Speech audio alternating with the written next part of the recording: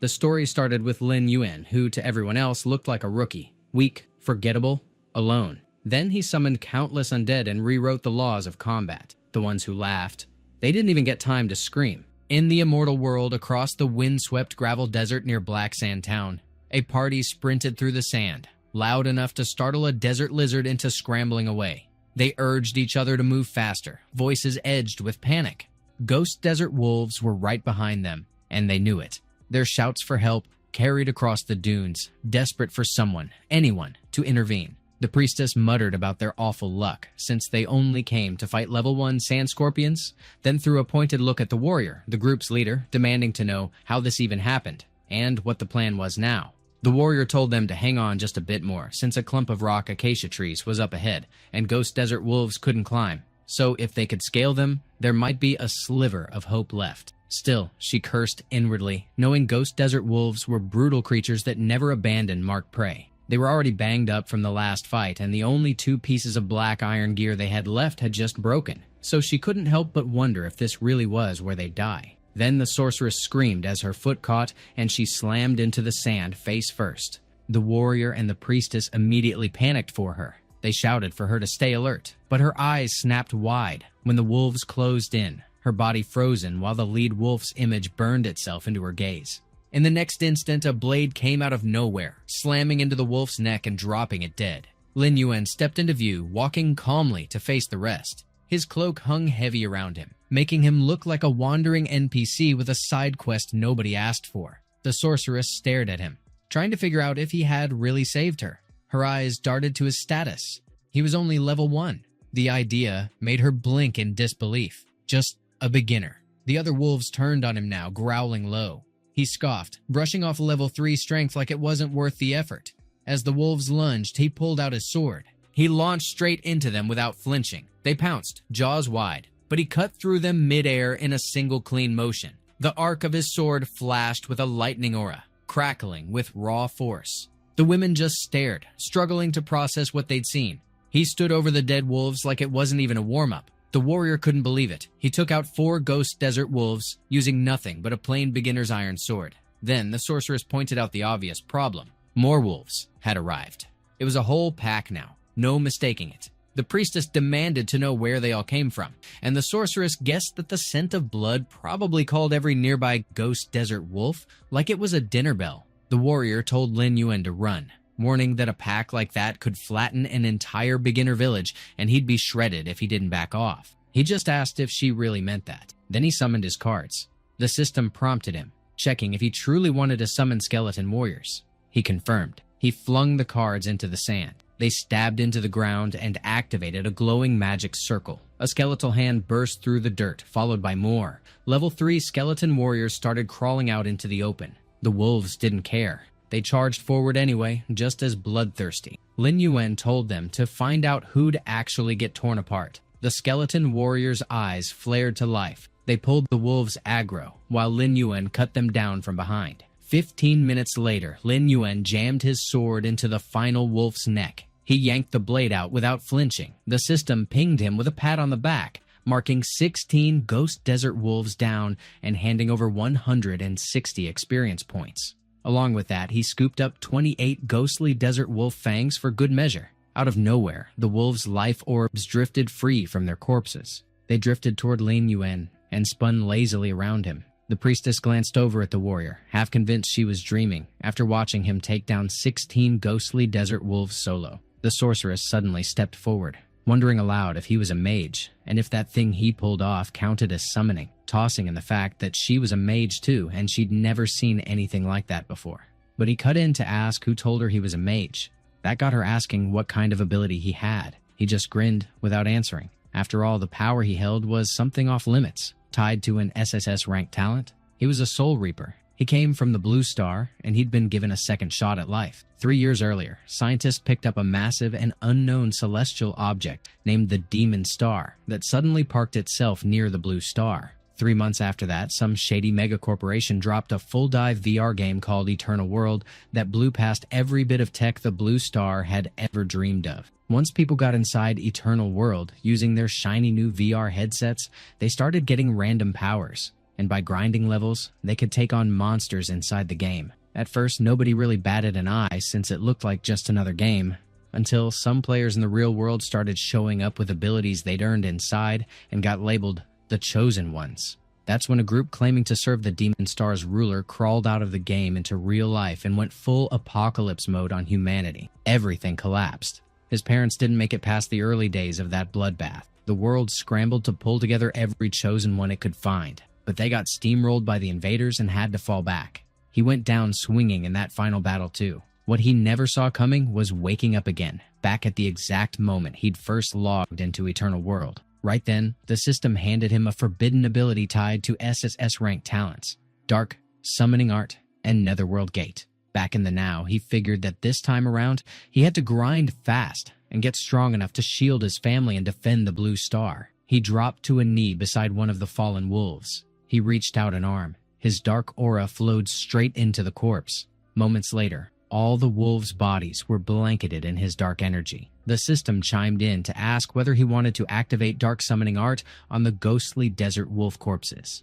He confirmed. That ability's biggest flex was giving him a warrior tier physique, while letting him use Dark Summoning Art to turn fallen monsters into undead that fought under his command. The revived undead didn't just keep their levels and skills from before, they also gained a new passive called Undying Body, which made them shrug off some combat debuffs. He followed it up by tapping into his other talent, Netherworld Gate. That one let him store the monsters reanimated through Dark Summoning Art, and its storage would expand as he leveled up. The Netherworld Gate opened. The wolves vanished into it. He explained that once his level was high enough, he'd be marching around with an undead army that nothing could stand against. The warrior tried to make sense of it, asking whether he had actually brought the dead back as undead and wondering who in the world he was. Instead of giving her anything clear, he noted that by now, it should already be starting. The system broadcast a warning that the world boss, Giant Deathwolf, was about to descend into the gravel desert. He announced that it was boss hunting time. Not far off, other teams huddled behind rock outcrops as eerie lightning slashed across the sky. Then, the heavens cracked wide open. Red eyes stared through the rift. One guy muttered that the giant Deathwolf was here. Another remembered reading on the official site that its attack range was 50 meters and shouted that they needed to run for it, while someone else completely lost it and screamed for help. Everyone scattered in panic. Agonized shrieks ripped through the air. Two guys still hiding behind rocks stared in frozen disbelief. The giant Deathwolf had landed, jaws already closed around a whole human. It was level 6, and it tore through people like nothing. One of the men called out for his brother, while another shot him a look like he'd lost it and pointed out that there's no way a single player could take down the giant Deathwolf, so if he marched out to fight it, he'd just end up dead. Another piped up and wondered if that thing was actually the world boss, and if taking down something that horrifying was even in the realm of possibility. All of a sudden, one of his companions nudged him and told him to look, then questioned what that guy even planned to do. Lin Yuan was walking towards them all by himself. He moved without a hint of hesitation. His eyes locked ahead with a look that could cut steel. Someone pointed out that he should check out that sword, and added that the guy even looked like a total rookie, which the other confirmed before reminding him that the giant Deathwolf was a level 6 Lord rank monster, and if backup didn't show up, they were completely outmatched even if they teamed up. In the world of immortality, monsters were ranked from weakest to strongest as normal rank, elite rank, boss rank, lord rank, king rank, overlord rank, and tyrant rank. Among those, lord rank monsters might have been the lowest tier of world bosses, but for beginners, they were still full-on death traps. Without warning, Lin Yuan stopped. Everyone stared as he came to a halt right in front of the giant Deathwolf. Someone shouted again, throwing out that he must be insane and needed to turn back now because taking that thing on was plain suicide. The giant Deathwolf towered above Lin Yuan, but he calmly mentioned that now that he'd seen it, it didn't look all that strong. The wolf growled, blood leaking out of its mouth. It activated its skill, Evil Wolf's Roar. Lin Yuan ducked out of the way. The wolf fired off its death claw next. Lin Yuan didn't even flinch, staring it down. He recalled that in his previous life, the level 6 giant Deathwolf, being a lord, had a whopping 3,400 GP and a brutal 510 attack power. Back then, explorers in the gravel desert who hadn't passed level 3 had no shot except for coordinated group battles. And even then, he nearly got himself killed in one of those raids. But now, after being reborn and hacking his way through a mountain of brutal fights, his combat instincts had leveled up far past where they used to be. He locked in as the wolf's claw swung in. The claw slammed into the ground, smashing it apart. Lin Yuan dodged again with a smooth pivot to the side. One of the men exclaimed at how fast he was. The system flashed a warning that the world boss had entered a rage state. Lin Yuan grinned. He pressed a hand to the ground. He activated his talent,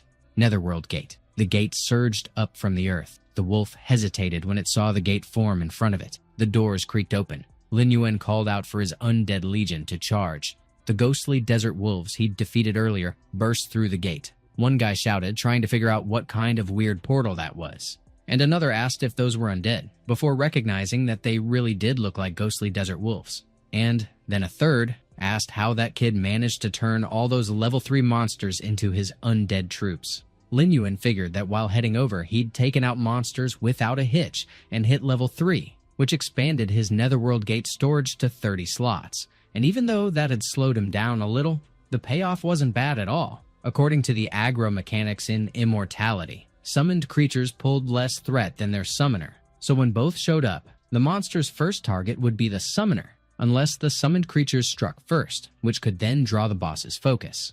The giant death wolf locked onto the undead wolves that swarmed it. One of the undead wolves roared at the giant death wolf. The giant death wolf raised its claw, ready to strike it down. Lin Yuan knew this was the perfect opening. He figured that if he pulled aggro just before the attack landed, he could keep his summoned creatures from taking heavy losses. He went in with a flurry of sword strikes. The wolf howled in pain. It spun and turned its attention on him, and he darted away. He reasoned that as long as the boss stayed focused on him, he could direct his undead to keep attacking and force the aggro to bounce back to them. Even weaklings could take down a giant, if there were enough of them, so it didn't matter that each undead ghostly wolf only landed 15 damage at a time. The giant death wolf's 3,400 GP was going to run out eventually. One of the men called it amazing, and another nodded, tagging it as a Lord-ranked world boss without missing a beat. Meanwhile, 3 thieves kept snickering to themselves like they'd already won something.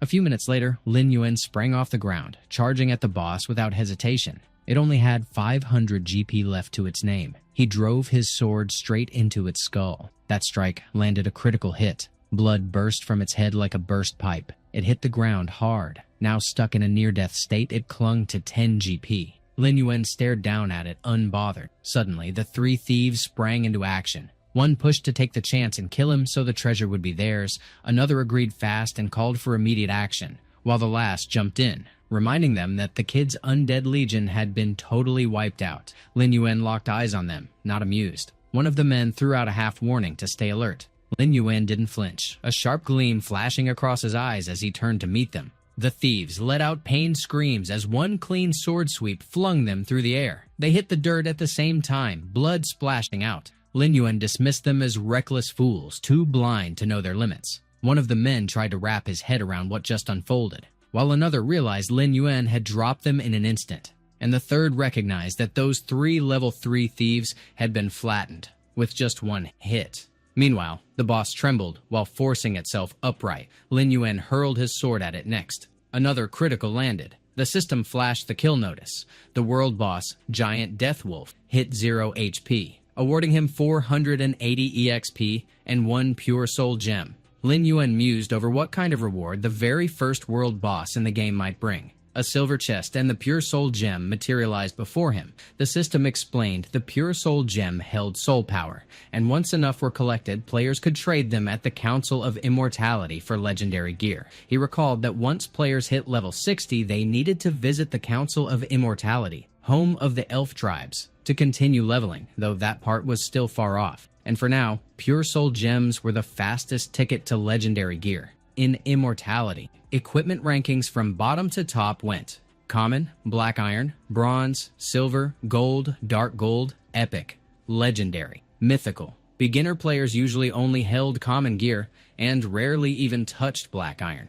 2 hours back, he'd used knowledge from his past life to send 2 skeleton warriors to drag away the elite black sand lizards. That let him scoop up the bronze chest they guarded, which held the bronze-grade black lizard robe. The system then dropped a new notice, awarding him the title Monster Hunter for being the first player to slay a world boss, granting a 10% attack power boost, 10% crit rate, and a 15% bonus to magical damage when active. He figured that in the world of immortality, stacked attributes and buffs like that from Monster Hunter were nothing to brush off. Another system message followed, handing him a silver treasure chest for being the first world boss killer. It came loaded with the Silver Moon Blade, the Eye of Death accessory, a healing potion, a level 1 skill scroll, and a beast essence. He figured the haul was solid, and the first world boss rewards were seriously generous. The system wrapped up the experience calculation and updated his player data. He figured it wasn't bad at all, jumping from early level 3 straight to nearly maxed level 4. And with 5 free attribute points per level, he planned to drop 3 into spiritual power and 2 into strength. Not a bad trade-off, considering his stats now topped everyone else's in the gravel desert. He also noticed the Netherworld Gate had 0 out of 40 monsters stored. He figured that even though all his Ghost Wolf undead had been sacrificed in the fight, leveling up had expanded the Netherworld Gate's capacity to hold 40 undead. Then the system asked if he wanted to use Dark Summoning on the giant dead wolf's corpse. He confirmed. The wolf's eyes snapped open. It leapt back onto its feet like nothing had happened. It had become a giant zombie wolf. Lin Yuan figured it made sense for it to be the world boss, considering how many damage skills it had stacked along with solid crowd control, and once it switched into undead mode, it picked up Undead Body and the new addition, Undead Wrath, on top of that. And with that giant undead wolf backing him up, he'd be able to restock the undead army inside the gate of the Netherworld again, without much hassle. One of the men muttered that the whole thing was terrifying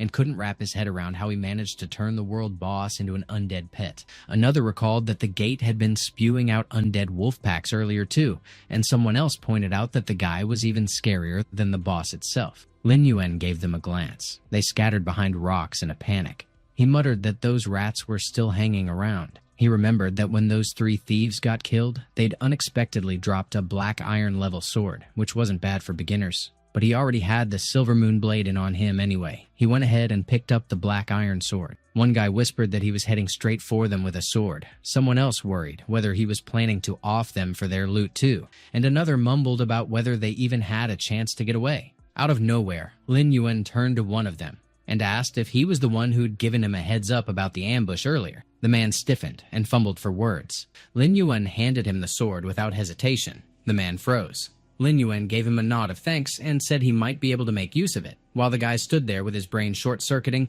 someone else barked that this couldn't be real and wondered whether he'd actually come over just to give them the sword, while another noticed that it was clearly a black iron weapon and worth tens of thousands of renminbi. 10 minutes later, Lin Yuan walked alone through the desert. His image flickered for a moment, and the sensation clicked instantly. The charge cut out. His VR headset shut off. He confirmed that the battery had run dry, and reality had kicked back in. He sat in his room, right in front of his computer. He reminded himself he had to start saving fast and get a gaming pod. The World of Immortality login screen glowed from his monitor. He reviewed how the game ran on ultra-realistic VR tech, with login zones split up by countries. On top of that, every login zone also branched into separate realms players could pick from, and his zone, Elbad, offered 4: Ancient Western Desert Kingdom, Returning Southern Empire, Dark Northern Empire, Tidal Archipelago. He recalled the moment the system asked him to choose a birthplace. Now that he had a second shot, he went for the same choice he made last time. He picked the Ancient Western Desert Kingdom again, because, before everything went down, he'd stumbled across a secret. He remembered the chaos that tore through the world and the huge red eye burning in the sky. He'd been crushed under wreckage with blood soaking everything and people crying out around him. A cloak had suddenly whipped through the air. Lin Yuan's eyes had gone wide. 3 cloaked figures had floated silently beneath the red eye. Lin Yuan mulled over whether that gem was a yellow sapphire and whether it marked the emblem of the ancient Western Desert Kingdom's guild. He held the position as the first follower of the demonic Star Sovereign, and underneath all that, he was a human player. Lin Yuan recalled that the first follower played the keystone role in the final ritual to summon the evil sovereign to Blue Star. He mentioned he still had 3 years left before the evil sovereign's arrival, And if he managed to take him out within that window, there was a chance to stop the tragedy from repeating. That emblem stood as the only lead he had. Only the guilds based in the Western Desert's main city used yellow sapphires in their insignia, and with the level 10 entry requirement. If he planned to unmask that rat's identity, he needed to level up fast. That was right. He tried summoning his skeleton card and pulled it off. He questioned whether that meant he had actually summoned it. He explained that in Eternal World, there were players who, right after entering the camp, managed to bring game powers into the real world and use them. Those individuals were dubbed the Chosen, otherwise known as Children of Fate. Every Chosen had access to a powerful hidden class and a ridiculously high luck stat, and they served as the main force against the evil sovereign later on. He remembered how, in his past life, he only awakened his game character's powers in reality when the Blue Star catastrophe had already begun. And back then it came to him so easily that now, comparing that with the forbidden ability Soul Reaper, it became clear this one wasn't ordinary, though he still couldn't tell how it stacked against the Chosen's hidden professions. Suddenly, the sound of clattering echoed from outside his room. He immediately picked up on what time it was. A few moments later, his father, Lin, came over and asked about the noise. He told them everything was ready and called them to come eat.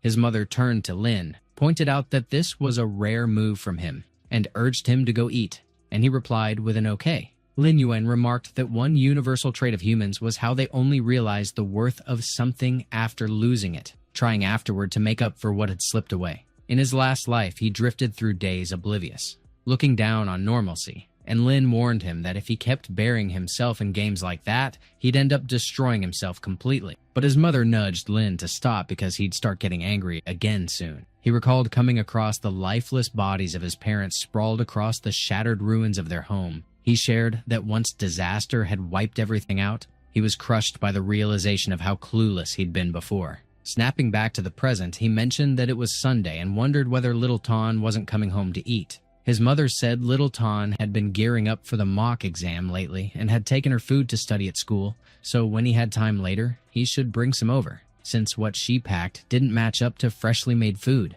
She hadn't expected him to actually pick up cooking, and those chicken wings were good, telling Lin not to fight her for it, and he replied that it was all hers. But then Lin blinked when Lin Yuan dropped a chicken wing into his bowl. He declared that he'd be learning to cook more dishes in the future. His parents were taken aback, but they nodded and said yes. A bit later, Lin Yuan was sprinting up the stairs, tearing through them with jaw-dropping speed. He also hammered out sit-ups. He stated that if he wanted to keep up with the power the game brought into the real world down the line, he had to build a body tough enough to handle it. After some time, he wrapped up his run at the park. He noted 50 meters in 5.5 seconds wasn't bad, though there was still a lot of room to grow. Suddenly, his watch beeped. He acknowledged that it was time to head back.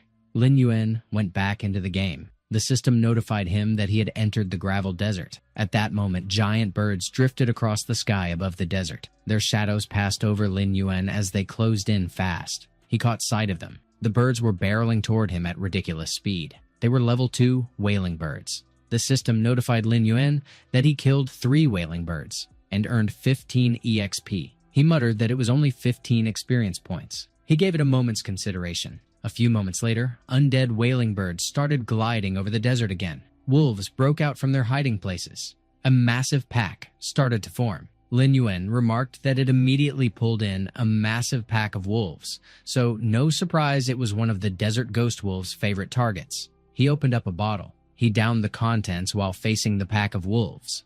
The system notified him that he consumed the monster essence, increasing all his abilities by 10. He mentioned that it was a good moment to keep warming up. He quickly wiped out the wolves one after another. The system notified him that he had successfully killed 4 desert ghost wolves.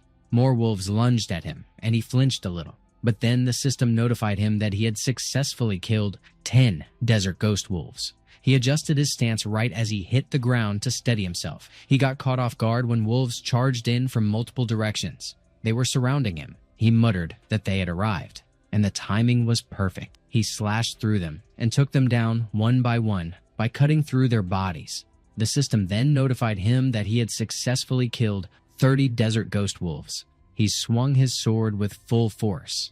The system then notified him that he had successfully killed 40 desert ghost wolves and congratulated him on reaching level 5. He summoned the Netherworld Gate. He noted that after 2 battles, it was packed with undead monsters again. His netherworld gate capacity had hit 50 out of 50. He added that after boosting his 4 main attributes with the monster essence, his combat power should now be solid enough to take on elite monsters at his own level. He muttered that it was time to go find that person next. Lin Yuan headed over to Black Sand Town. He strolled down the street, weaving past the crowd. He made his way up to a building. He pushed open the door and walked in. Kansi, the local mage instructor, wanted to know who had stepped in. Lin Yuan greeted him as Instructor Kansi and explained that he came to learn skills. He remembered that in the game World of Immortality, skills normally came from monster drops or treasure chests in the form of skill books. He also recalled how each class had a beginner instructor in charge of teaching the basics, and Kansi happened to be the one who trained him when he was a rookie mage in his last life. Kansi figured that worked out well since tutoring Lin Yuan meant he'd have drink money for the next couple of weeks. Lin Yuan remembered he used to be a mage back then, so he barely had any intel on the Soul Reaper ability from that life. Still, its combat method leaned heavily on magic, so that helped. But first, he needed to pick up general mage skills that fit the Soul Reaper's playstyle before unlocking the unique ones. So he mentioned he wanted to learn Spirit Flame, Art of Healing, and the Art of Concealment. Kansi replied that with cash in hand, the rest would be smooth sailing. He caught sight of the coin-filled bag Lin Yuan was holding. Right away, he cheered him on, saying the brilliance of the mage's glory would shine on him. The system then popped up with a message congratulating Lin Yuan for unlocking 3 mage skills. He received Spirit Flame, Art of Healing, and Art of Concealment. He noted that Spirit Flame worked for ranged attacks, the Art of Healing helped recover himself and teammates, and the Art of Concealment could come in clutch when things got dicey, but they were all beginner tier, so anything higher would need more resources. That was fine for now, and his next move was to level up. A little while later, he traveled east of Black Sand Town to Black Sand Mountain. The system congratulated him again for finding the Kobold Mine. He recalled kobolds being level 5 monsters living in burrows and caves nearby, with a strong nose that let them sniff out prey even in the dark. Plus, they were sneaky enough to ambush. They usually grouped in the hundreds, so both in terms of level and numbers, they were perfect targets to grind with his undead army. He drank the night vision potion he bought half an hour ago from an NPC, which would last him 30 minutes. He planned to use those kobolds to max out his concealment and spirit flame proficiency, and he figured he'd loot a few treasure chests while at it. He figured they'd push forward and clear the path using the ordinary torch. A few of the wolves rushed into the cave first. 15 minutes later, they were deep inside and it was pitch dark. Lin Yuan kept on high alert. He figured nothing was moving. He tossed his torch forward. It lit up the stairs below. The torchlight reflected off kobold eyes. Dozens of level 5 kobold miners had been hiding out of sight. Lin Yuan figured they had finally shown up. The torch hit the ground. The wolves charged forward. Lin Yuan told them to kill and not let a single one crawl away. The kobold miners threw themselves into the chaos. The system chimed in, letting Lin Yuan know that 2 kobold mine workers were down. One of the kobolds fired off its smash skill and swung at one of the wolves. The system popped up again, reporting 8 kobold mine workers dead, and Lin Yuan muttered that their combat stats were trash, but dodging their shovels was the real trick. More kobolds came flying at him, swinging pickaxes. He triggered his vanish skill. The kobolds blinked around, confused when he vanished. He scoffed at them, called them fools, and pointed out he was right there. The system updated again, announcing 20 kobold mine workers down. He climbed to higher ground after clearing them out. He acknowledged that his art of vanishing had leveled up. He glanced at the pile of kobolds he just took down. He muttered that the base stats on these standard kobolds were too low, so farming them for levels dragged out forever. They had now turned into level 5 undead kobold mine workers. He declared that from here on, they'd be replacing the undead ghost wolves and should push forward, though right now, the real priority was tracking down the local boss. A few moments later, Lin Yuan moved deeper into the cave with the undead kobolds in tow. Then he stopped in his tracks. He mentioned spotting a side path. Right then, he caught a glimpse of movement on the cave wall. Mud slimes clung there, melting into the shadows. Lin Yuan announced he had them in his sights. The system flagged that 2 mud slimes were eliminated, bumping his XP by 4. Suddenly, the kobold overseer's eyes gleamed in the dark behind him. It lunged fast, cutting through the air like a bullet. The undead kobolds froze for a beat when it struck. The kobold overseer was an elite monster at level 6. Since forever the weak had served as food for the strong, because that was how the world ran. No exceptions. But even the top predator ends up on someone's menu, because out there, at every turn, something deadlier waits. The Kobold Overseer slammed its weapon, and the cave filled with a deafening boom. The place sat thick with dust, making it hard to see anything clearly. Every so often, the hunter flipped the script and crept in, dressed as prey. This turned out to be one of those moments.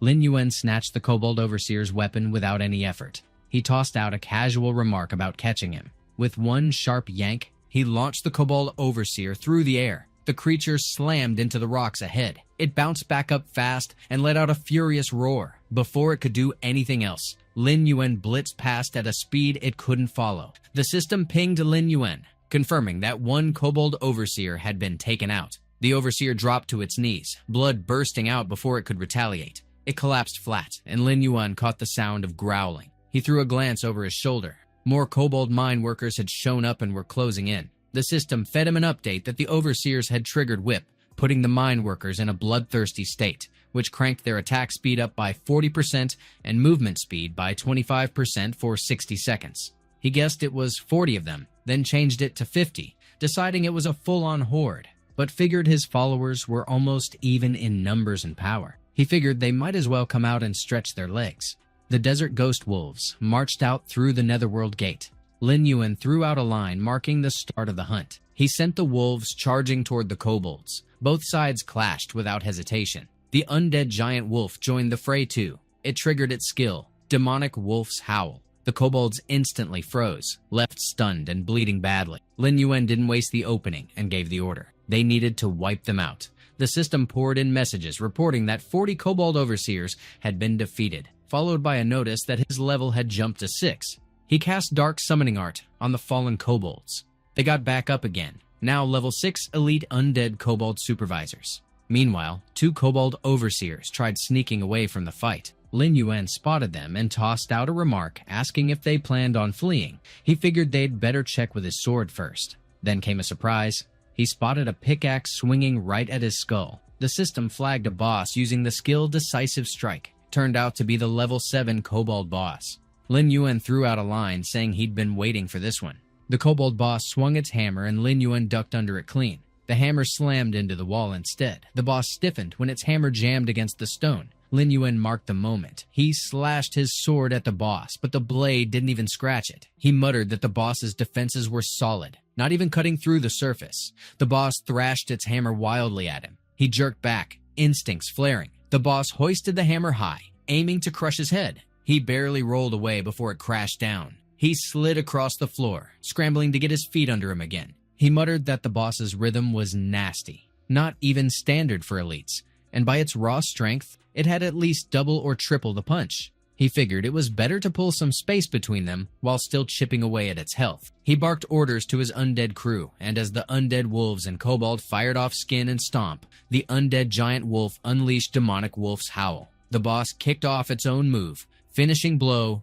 ramping up its damage. Lin Yuan gave the signal to strike. The wolves sprang and clamped their jaws wherever they could sink them in. The undead giant wolf followed, with Undead's Wrath, giving the squad a 10% power bump and 20% critical edge. The boss let out a howl as the pack tore into it. Flesh started taking hits. From a safe spot, Lin Yuan kept his eyes locked on the scene. He powered up Spirit Flame magic. He hurled a volley of fire straight at the boss. He reminded himself that the kobold boss's magic resistance had always been trash. The boss lost it and let out a brutal roar. It bolted toward Lin Yuan fast, but he blinked out of sight with Vanish. He muttered that if it wanted to close the gap, then he wasn't holding back. He zeroed in on the weak spot, the exposed meat behind the neck. He rammed his sword into it, then drove it in deeper. The boss howled in agony. It flailed with the hammer again, but Lin Yuan veered clear. He gave a call to the undead giant wolf.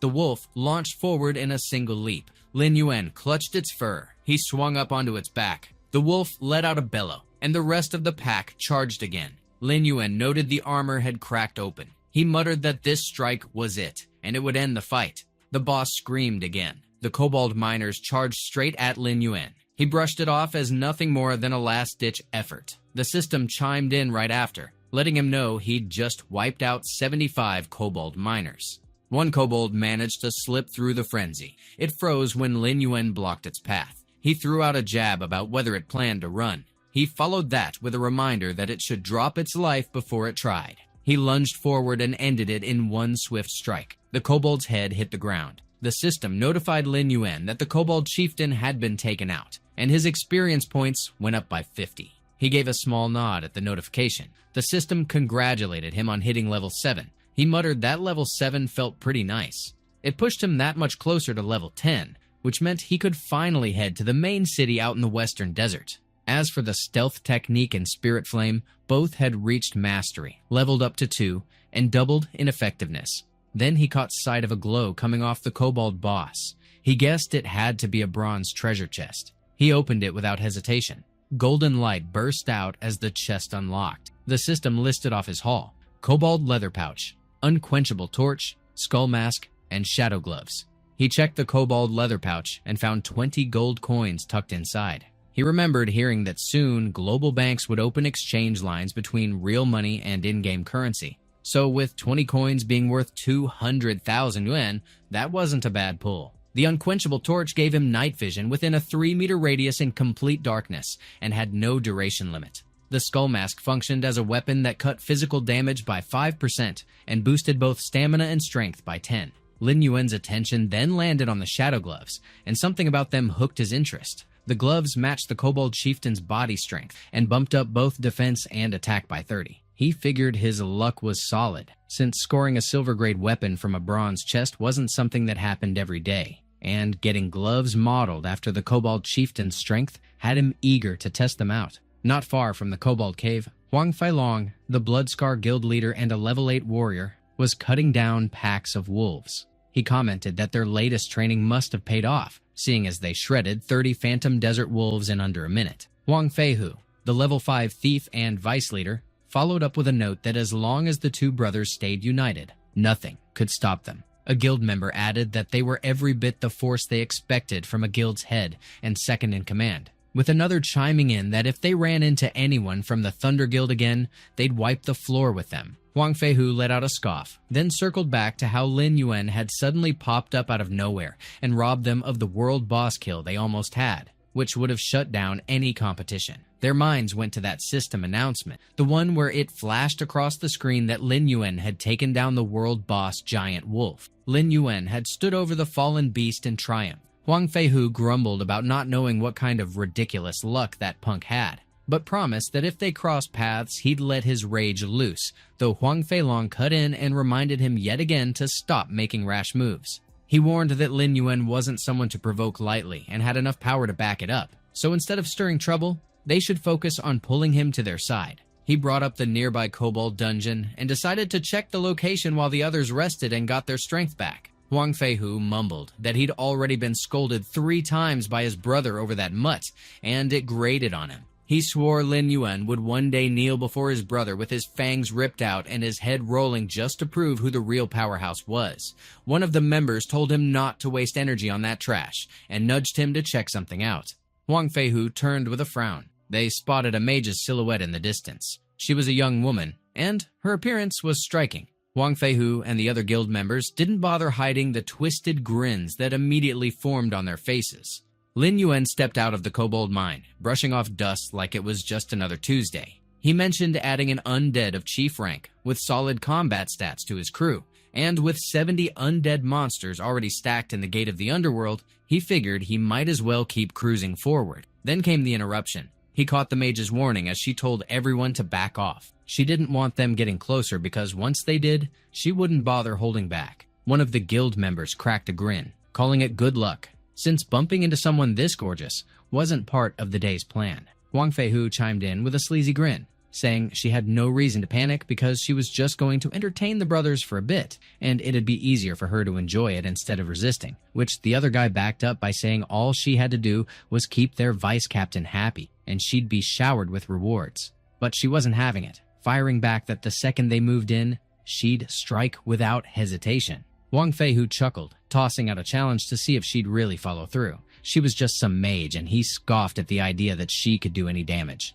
He called it delusion, and told her if she hadn't quit yet, she might as well keep flailing because the more she kicked back, the more it fired him up. She let out a scream when he yanked her skirt, fury and fear cracking through.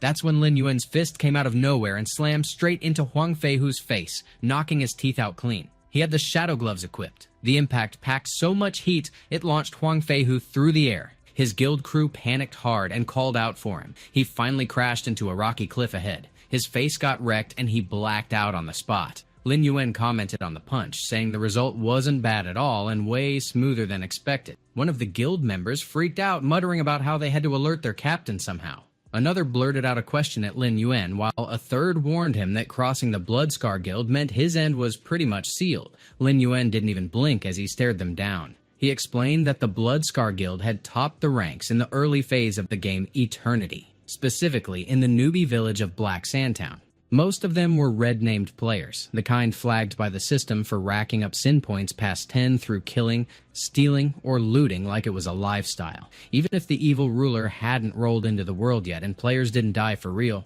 dropping loot and levels still hit like a truck. He threw out a question, checking if they were all Bloodscar Guild. Then he mentioned that in its past life, that bunch gave him nothing but grief. They blinked in confusion, unsure what he was getting at. One finally confirmed it, bragging again about their top-tier status in Black Sandtown and asking if Lin Yuan was finally shaking from crossing their vice-captain. He said it was already too late, but in a show of fake mercy, he offered an out, cut off both arms, kneel like a mutt, and begged by calling him Grandpa over and over. Lin Yuan didn't waste a breath and sliced off their arms in one swift move. The limbs spun through the air before hitting the ground. Lin Yuan thanked them sarcastically, said he'd handle the arm-chopping part himself, and told them to save the dog routine for the road to hell. The mage took it all in and remarked that he was strong. Meanwhile, Huang Feihu finally stirred. A system ping told him he'd used a health potion and got 20% of his health points and magic back. He spat out that Lin Yuan was a bastard. His fate, as far as he was concerned, was already sealed.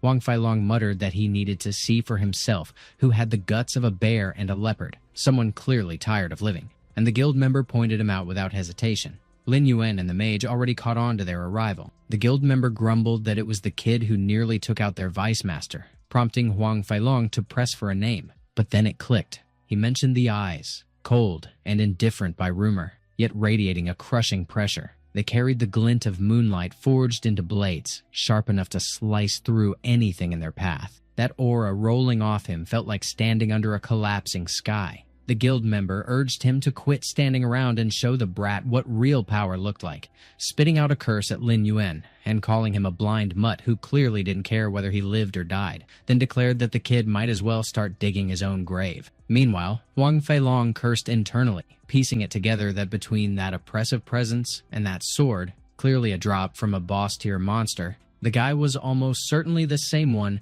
who'd crossed Lin Yuan before. Those idiots couldn't have picked a worse target if they tried, and all they'd done was screw everything up again. The guild member kept ranting that Lin Yuan was already marked for death, and there was no going back. Lin Yuan looked over and asked if Huang Feilong was the Bloodscar Guild's leader. Huang Feilong responded that dignity wasn't something you threw away. That fight wasn't going to be avoided. Suddenly, Huang Feihu burst from the trees behind Lin Yuan. The mage called out for him to look behind. Huang Feihu barked that he was scum and deserved death. He lunged without hesitation. Meanwhile, Huang Feilong noted that challenging the Bloodscar Guild was the dumbest move the kid had ever made, but he admitted it was also a perfect opening. He and Huang Feihu came at Lin Yuan from opposite sides at once. Then the surprise hit.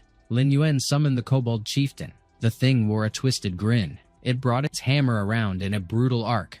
The blow landed hard on Huang Feihu, making blood spray as he got knocked through the air again. Huang Feilong froze when Lin Yuan charged straight at him. Lin Yuan muttered that it was his turn now. Huang Feilong flinched. Lin Yuan slashed his sword and carved a gash clean across him. A huge wound opened on his torso and he crumpled to the ground, lifeless. Lin Yuan scoffed that the guild wasn't even worth taking seriously. Out of nowhere, the system flagged him, logging a kill on a human player and raising his sin value by 2 points. He muttered that as long as he didn't rack up more, it would vanish on its own in a week. Then the mage noted that the guild had scattered and asked if they should give chase. He replied that they were just pests, not worth the effort. Huang Feihu's body vanished. A battle axe with explosive traits dropped. Lin Yuan also picked up the crossed dragon fang blade and the thorn dagger. He noted that their stats were solid and even if unused, they'd fetch a decent price.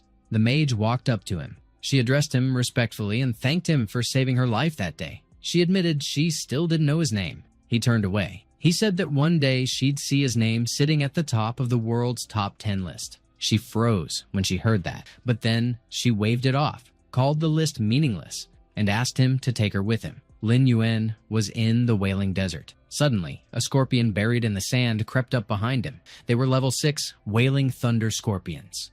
Lin Yuan instantly shifted into battle mode. He slashed through the scorpions one after another. He whipped his sword upward and carved through several of them in one clean arc. He didn't flinch while dealing with the swarm. He followed up by sweeping his sword around himself and stirred up a swirling aura. The system chimed in, reporting that 60 Wailing Thunder Scorpions had been eliminated in the area and his level had risen to level 8.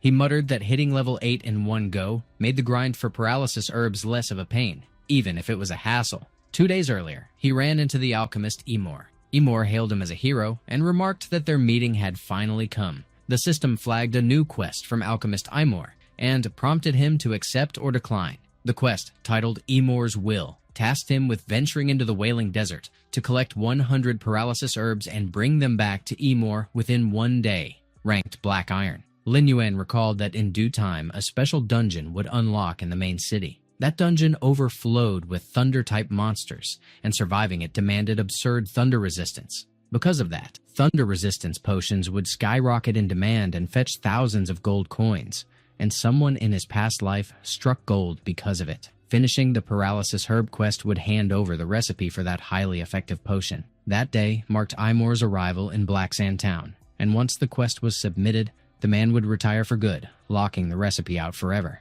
He picked yes without hesitation. Back in the present, he commented that the Wailing Thunder Scorpion, a level 6 thunder monster guarding the herbs, didn't really worry him anymore. Since the quest was his now, he planned to use the chance to max out his gathering skill proficiency. His gathering skill had reached level 2, which sped up collection and gave him a 5% shot at pulling rare herbs. He mentioned needing to head a bit deeper into the desert. Out of nowhere, he triggered a thunder scorpion trap hidden under the sand. He clocked the threat right away when the sand shifted under his feet. The scorpion's stinger burst from beneath the surface. It lunged at Lin Yuan, but he slipped past it with his silver-cutting strike skill. He skidded through the sand to stabilize himself. His face went pale. The system flashed a warning that a mutated monster, the Crystal Demon Thunder Scorpion, had emerged and that he was in serious danger. He guessed it had to be a demon-type mutant showing up out of nowhere. He muttered that the situation had taken a nasty turn, but he figured today would be the day to sharpen the edge of his silver-cutting strike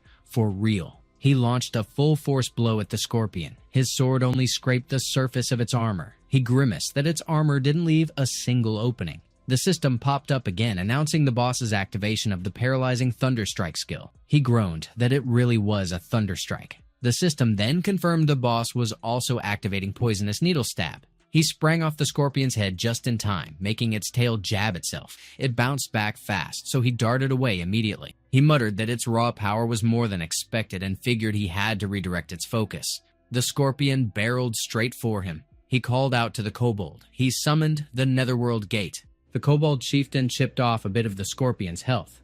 Lin Yuan figured the double damage effect must have missed its cue. The system flagged a boss move, flashing the name Earth-Shattering Pincers.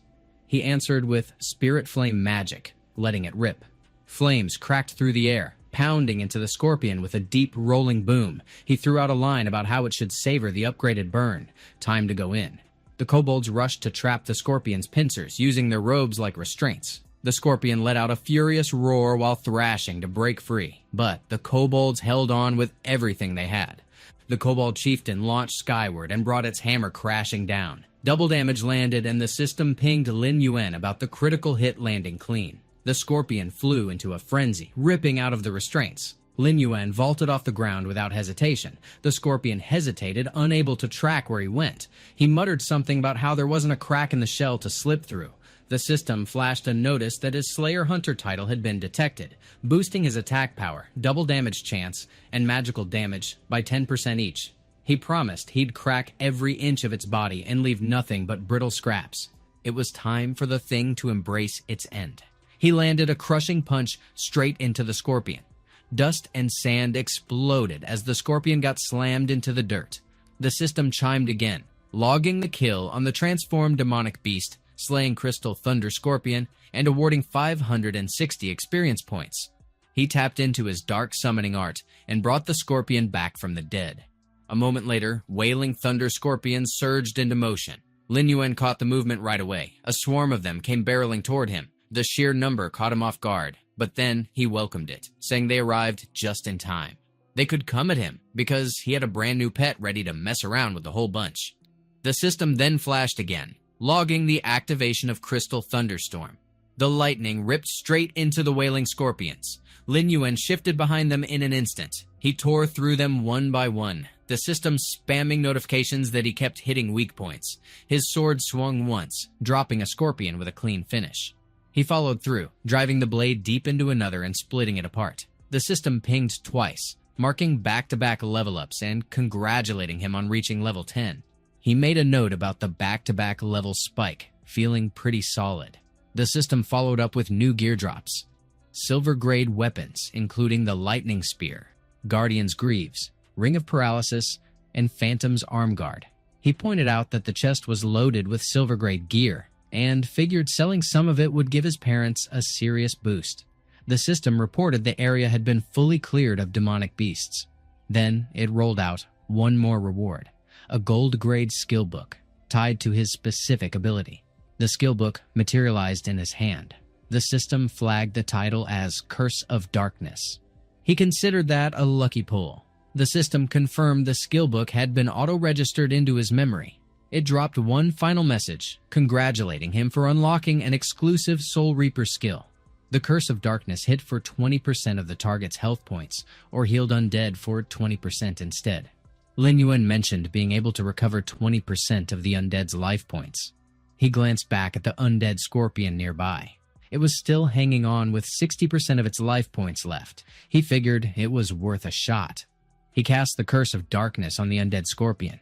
A system alert popped up saying its life points had jumped to 80%. He decided warm-up time was done and started heading for the main city to hunt down his first subordinate. Then, a light tap landed on his shoulder. A realization hit him right away. Back in the real world, his mother mentioned that his father had pulled something in his back and needed help. Not long after, Lin Yuan told his dad not to push himself. His mother started scolding his father for being reckless at his age, fussing about how he was messing with the air conditioner again without calling a technician, and pointed at his injury like it was the obvious result. He explained that they had to save where they could, and reminded her that he fixed the washing machine last week with just a few easy moves. Besides, he brushed it off as barely anything, and said he just needed a nap to recover since he had to pick up Lin Tan from school the next day. Lin Yuan just kept listening without interrupting as he closed the door behind him. The following morning, the noise of workers stirred Lin Yuan's mother from sleep. She called out asking if it was Lin Yuan and why he was being so noisy that early. Instead, she came face to face with workers bringing in furniture and a new TV. One of them politely stepped forward and checked if they were Mr. and Mrs. Lin, letting them know these were the items Lin Yuan had bought and delivered, and asked for confirmation. His mother asked them to hold on and started wondering aloud if this was even real or if she was still dreaming. Meanwhile, Lin Yuan was at the gym going through his workout routine, while a few nearby girls kept stealing glances. Out of nowhere, a staff member approached and apologized for bothering him. She offered him the VIP package, mentioning the full year's fee would be deducted up front. He handed over his card and said it was fine. He figured that after selling off some old gear, he had enough to redo the house and throw in a family gym membership too, since his parents and Lin Tan needed to start building habits early if they wanted to ease into the immortality stage later. The staff member, on the other hand, was staring because despite the effort, he showed zero fatigue. So clearly his physical ability was off the charts. Then she spotted his card and froze. She asked if that was the premium VIP card, the one reserved for those with over 5 million sitting in their account. At the same time, Lin Yuan was on a call confirming it was just prize money from a past gaming tournament and told the other person to relax at home for the day while he handled Lin Tan. The employee stared at him, still wrapping her head around the fact that someone his age could be that impressive. A little later, over at Shushui First High School, students were pouring out after class, and one called out that it was time to hit the internet cafe and squat up, while another told them to wait because they were in two. Lin Tan stepped out as well, moving down the stairs with effortless poise. Out of the blue, one of her classmates reminded her it was her birthday and said she should come over because her brother had brought her favorite strawberry cake, and her friend immediately chimed in saying she was lucky to have a brother and wished she had one too. Lin Tan quietly wondered what was so great about that. She thought back to Lin Yuan constantly glued to his games, ignoring everything else around him, including her. To her, having a brother wasn't something worth wanting. Then a voice called out and addressed her as School Beauty Lin, accusing her of being too full of herself. He pointed out that they had already tried inviting her through others multiple times and got nothing. And another guy added that now they'd come personally, so at the very least, she should give them some basic respect. Lin Tan tossed the question over to the guys, trying to figure out what they wanted. One of her classmates called out to her, calling her class president, and wanting to know who those people were. One of the guys made a gross comment about her skin and tossed out a demand to touch it. Lin Tan shut that down, told him to back off, and warned him not to get near her. If he tried anything again, she'd call the cops without a second thought. He spat out a curse and threw out some nonsense about her not being worthy of respect. Her classmates started getting nervous, glancing her way with concern. He kept going, tossing out something about her acting all innocent while freaking out over a few crude words. She closed her eyes, steeling herself for the hit she knew was coming. Before anything could land, Lin Yuan clamped his hand around the guy's wrist. She snapped her eyes open, startled by what just happened. Lin Yuan glared at the guy and dropped a cold question about who told him it was okay to mess with his sister. She froze, staring at him, completely thrown off by his sudden appearance. He looked ready to annihilate someone, every bit of him radiating danger as his glare locked in.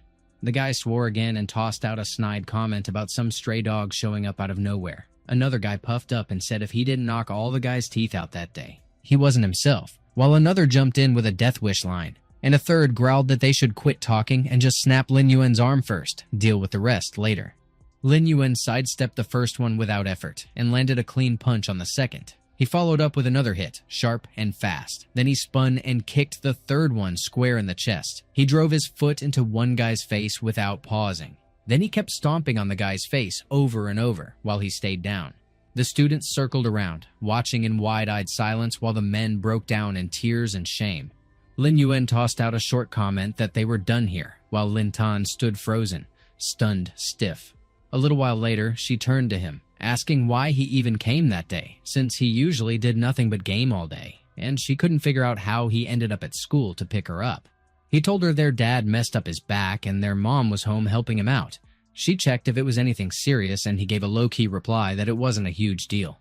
The air between them turned quiet after that. In her memory, it felt like forever since she'd had this kind of conversation with him, and the whole moment came off weirdly uncomfortable. She took a slow, long look at him. Out of nowhere, one of her classmates called out to her again. Someone pointed at him and asked if that really was her brother, throwing in that he didn't look anything like the lazy version she always described. And another jumped in to agree, throwing compliments about Lin Yuan being cool and good-looking, wondering why she'd never mentioned him before. She hesitated, unsure if she actually found him handsome. One of the students piped up again, curious about who he even was, and pointing out how ridiculously handsome he looked, and someone else nodded along and said he was one of the senior grads and way better looking than the boys still in school. Lin Tan caught on to the fact that his popularity was shooting through the roof way faster than expected. One of the students threw a casual greeting at him, and when he greeted her back, Lin Tan started wondering when he got so tall and how she missed it until now. She noticed his muscles too, and while she questioned when he even started working out, she figured that explained the way he handled that earlier fight so easily. He hadn't changed names or anything. She suddenly remembered the old version of him, glued to his games and too lazy to clean his room or himself. Now, she couldn't shake the feeling that something huge and sudden had shifted in him. One of Lin Tan's classmates mentioned they'd see her the next day, and she returned the same words to the group without hesitation. She blinked in confusion when he suddenly dropped into a crouch on the ground. He motioned for her to get on, which left the other students frozen mid-step. She waved it off, said she'd walk on her own, and tried to puzzle out what he was doing, while quietly wishing nobody would carry her like that in front of everyone. Then he tugged her, which threw her off balance. She started to object, but he pointed out that everyone else was already gone, and if she couldn't walk, there was no need to tough it out. He brought up the moment earlier when she got pushed and twisted her ankle, asking if that's what happened. She stared, trying to figure out when he even picked up on that. A short while later, Lin Yuan returned and casually announced their arrival, and Lin Tan greeted their dad and mom without missing a beat. Their parents traded quiet glances. Their father eventually responded, saying the important part was that both kids had made it home. After dinner, Lin Yuan was at the sink doing the dishes. Their mother nudged Lin Tan to pay attention and asked if he didn't seem like a whole new person now. Their father chimed in and mentioned he cooked sometimes, and other times he brought home new appliances, which left Lin Tan blank. Their mother smiled and said the sibling bond looked just like it used to in their childhood, way better than before, and she wanted to know if that was true. Lin Tan figured he was definitely a strange one, and maybe he really had changed. Lin Yuan announced he had everything wrapped up. He'd already disappeared back to his room. She kept her eyes on the door as it clicked shut behind him. She tried to guess what she was even expecting from him, and figured, yeah, he was still just a shut-in, jobless gamer. Then he caught her off guard by handing her a small bottle of medicine. He told her to use it after showering because it worked wonders. He was already heading off to play, so unless it was something urgent, she shouldn't bother entering his room. She cradled the bottle in both hands. She muttered that it was fine, since no one had any intention of going in there anyway. A faint smile tugged at her lips. He'd clearly heard their mom earlier when she told her to take a look, and her voice drifted back again, saying their bond really had gotten better. But she shifted gears and asked what exactly happened at school earlier, and Lin Tan brushed it off and said she was going to take a shower. He declared that now, all recent household duties were done. He cast a glance toward the VR headset. He announced it was time to get back into the game. His vision shifted as he dropped into the central zones of Winsands. He muttered that they had to track down and drag that rat in. The system pinged him, confirming his entry into Winsands. Moments later, a man cried out to the honored officer, swearing on everything it was all just a misunderstanding. But the officer barked for silence and told him to take those filthy lies and do some soul-searching behind bars. That's when he suddenly froze, the moment Lin Yuan's presence hit him. Then the feeling wavered, and she figured it was probably just her imagination. Lin Yuan was wedged behind a tall pillar out of sight. He figured that patrol units in the street had a sixth sense for sniffing out troublemakers, and judging by his current sin value, he still needed to stay buried for at least 3 more days. That worked out anyway, since now was a good chance to finally go retrieve something he hadn't touched in forever, his old friend. Lin Yuan stepped into the church. Inside, Father Lawrence declared that in the name of the Lord, the darkness rooted in the man's past had been swept clean, and from this moment on, his soul would shine as pure as untouched snow. The holy light guiding his steps as baptism marked the start of a new path. Out of nowhere, Lin Yuan brought up that he came from the charity house for the poor. Father Lawrence froze mid-motion. Lin Yuan explained that he'd heard about a patient in critical condition and had shown up to treat him. Father Lawrence admitted they'd then be counting on him for Knight Doug's illness, and Lin Yuan gave a simple nod. Lin Yuan remembered Doug Wayne as a former knight of the legendary Scorpion Lions, an elite order from the ancient Western Desert Kingdom. Back in his previous life, he'd barely scraped a gold-grade weapon off the man when he was only level 15. He turned to Doug and mentioned he was here to purge the poisons in his body.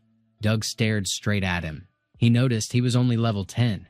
He scoffed at the idea that someone barely ranked higher than a street patrol mage was going to treat him. His breath hitched, and he coughed up a piece of his insides. Lin Yuan pointed out that the poisons had already begun breaking down his organs from the inside, and if he didn't accept treatment, he wouldn't last past the month. Doug replied that detoxifying his body required a full 1,000 grams of rotted gill fish fat, and if Lin Yuan wasn't afraid of dying, he could take his chances in the muddy clay desert. A system message popped up for Lin Yuan, confirming that he'd triggered Doug's request and asking if he wanted to accept. It was a gold-level quest to gather 1,000 grams of rotted gill fish fat and cure Doug's poison. Lin Yuan accepted without hesitation. Meanwhile, in the muddy clay desert, human skulls bobbed across the muddy surface. A pack of rotted gill fish swam through the sludge. They were level 15, and the players trying to take them down weren't ready for what hit them. The party leaders shouted for everyone to brace themselves, warning that the monsters had razor-sharp teeth and couldn't be allowed to land a hit, and told them to strike. One party member groaned about a sore back. A fish whipped its tail to launch an attack. The leader ducked just in time, but the rest of the team weren't so lucky and got tossed into the swamp. The moment they hit the water, the fish closed in fast, and their cries for help shot up. The fish triggered its tailweave leap skill. Another let out a booming roar and shoved the leader backward. The leader stumbled, thrown off balance. The fish surged forward and opened its jaws wide to devour him. In that instant, he figured this was the end. He shut his eyes and braced himself, ready to die, but Lin Yuan showed up. Lin Yuan caught him by the collar mid-fall. He told him not to get in his way. Then he launched himself forward, still gripping the guy's collar tight. The fish flinched under the crushing force of his aura. Its head burst into pieces. Lin Yuan scoffed as he hit the ground clean. The leader stared at him, completely lost. The leader checked if he even made it out alive. He waved Lin Yuan off, told him to wait up. Lin Yuan blew right past him without a glance. The leader pointed out that he was the same so-called great hero from earlier. Meanwhile, Lin Yuan pulled together Spirit Flame magic mid-leap. He hurled them down at the fishes swimming below. The Spirit Flame magic lit them up as it poured onto them, and they started taking hits. One of the fish burst up from the muck. The rest piled out after it, all launching themselves at Lin Yuan. The leader yelled something about the great hero needing to watch his back. The fishes snapped at air, while Lin Yuan dodged around them with ease. He threw back a jab at them, mocking the weak effort. He slid across the ground and locked up his stance, one fist tight and ready. He braced his feet, digging in hard for the burst. Right after, he called in his sword. He threw out a line about trash staying trash, even in groups. He blurred between fish, slicing across them one after the other. The leader lost it, barking out how that wasn't what great heroes were supposed to look like when the 8 of them nearly got flattened, and Lin Yuan was casually cutting 5 down by himself. Then griped that even with all that power, he couldn't solo those things. The worst part about those monsters wasn't even the numbers, it was their freaky group attack. Back in the thick of it, the fishes had already clustered up and were readying the combo move. A green fog poured over the battlefield, clouding Lin Yuan's view completely. He didn't even flinch, more curious than cautious. The system dropped a heads up about the rotted gill fishes casting Cursed Fang Echo, a group ability that released a toxic fog that could trigger status effects like confusion and hearing illusions on everything nearby. Lin Yuan brushed it off, unimpressed, already decided he wouldn't fall for it in this life. He called out for the giant wolf and told it to rise. The order was to use Howl of the Hungry Wolf. The giant wolf let out a thunderous cry and the system flashed that the attack landed and the rotted gill fish got slammed with dizziness. Lin Yuan activated the Awakening Mask, a one-shot shield against the fog's poison. He shifted into a low stance, ready to burst forward. Then he bolted in. He threw down a call for their deaths, no holding back. The system rang again, confirming a hit to a weak spot. He slashed through once more, and the system popped up with the same critical strike notice. He snapped out another cold verdict and pressed in. The fishes screamed through the pain as another alert from the system signaled another direct hit. One of them tried to crawl away from behind while Lin Yuan stood tall over the remains. Lin Yuan tossed a final taunt about it being way too slow. Since they loved wallowing around like filth, then they could rot in that filth for good, where scum belonged.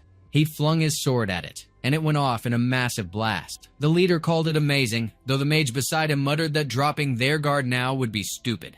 They turned to watch, since the enemy was already moving in. Lin Yuan gave the order for the Thunder Scorpion to launch an attack. The creature responded by unleashing its Crystal Thunderstorm skill. Those thunder bullets slammed into the mud with sharp crackling force. Buried fish took the hit full on in a messy, targeted bombardment. Some shots only skimmed across their skin with shallow sparks.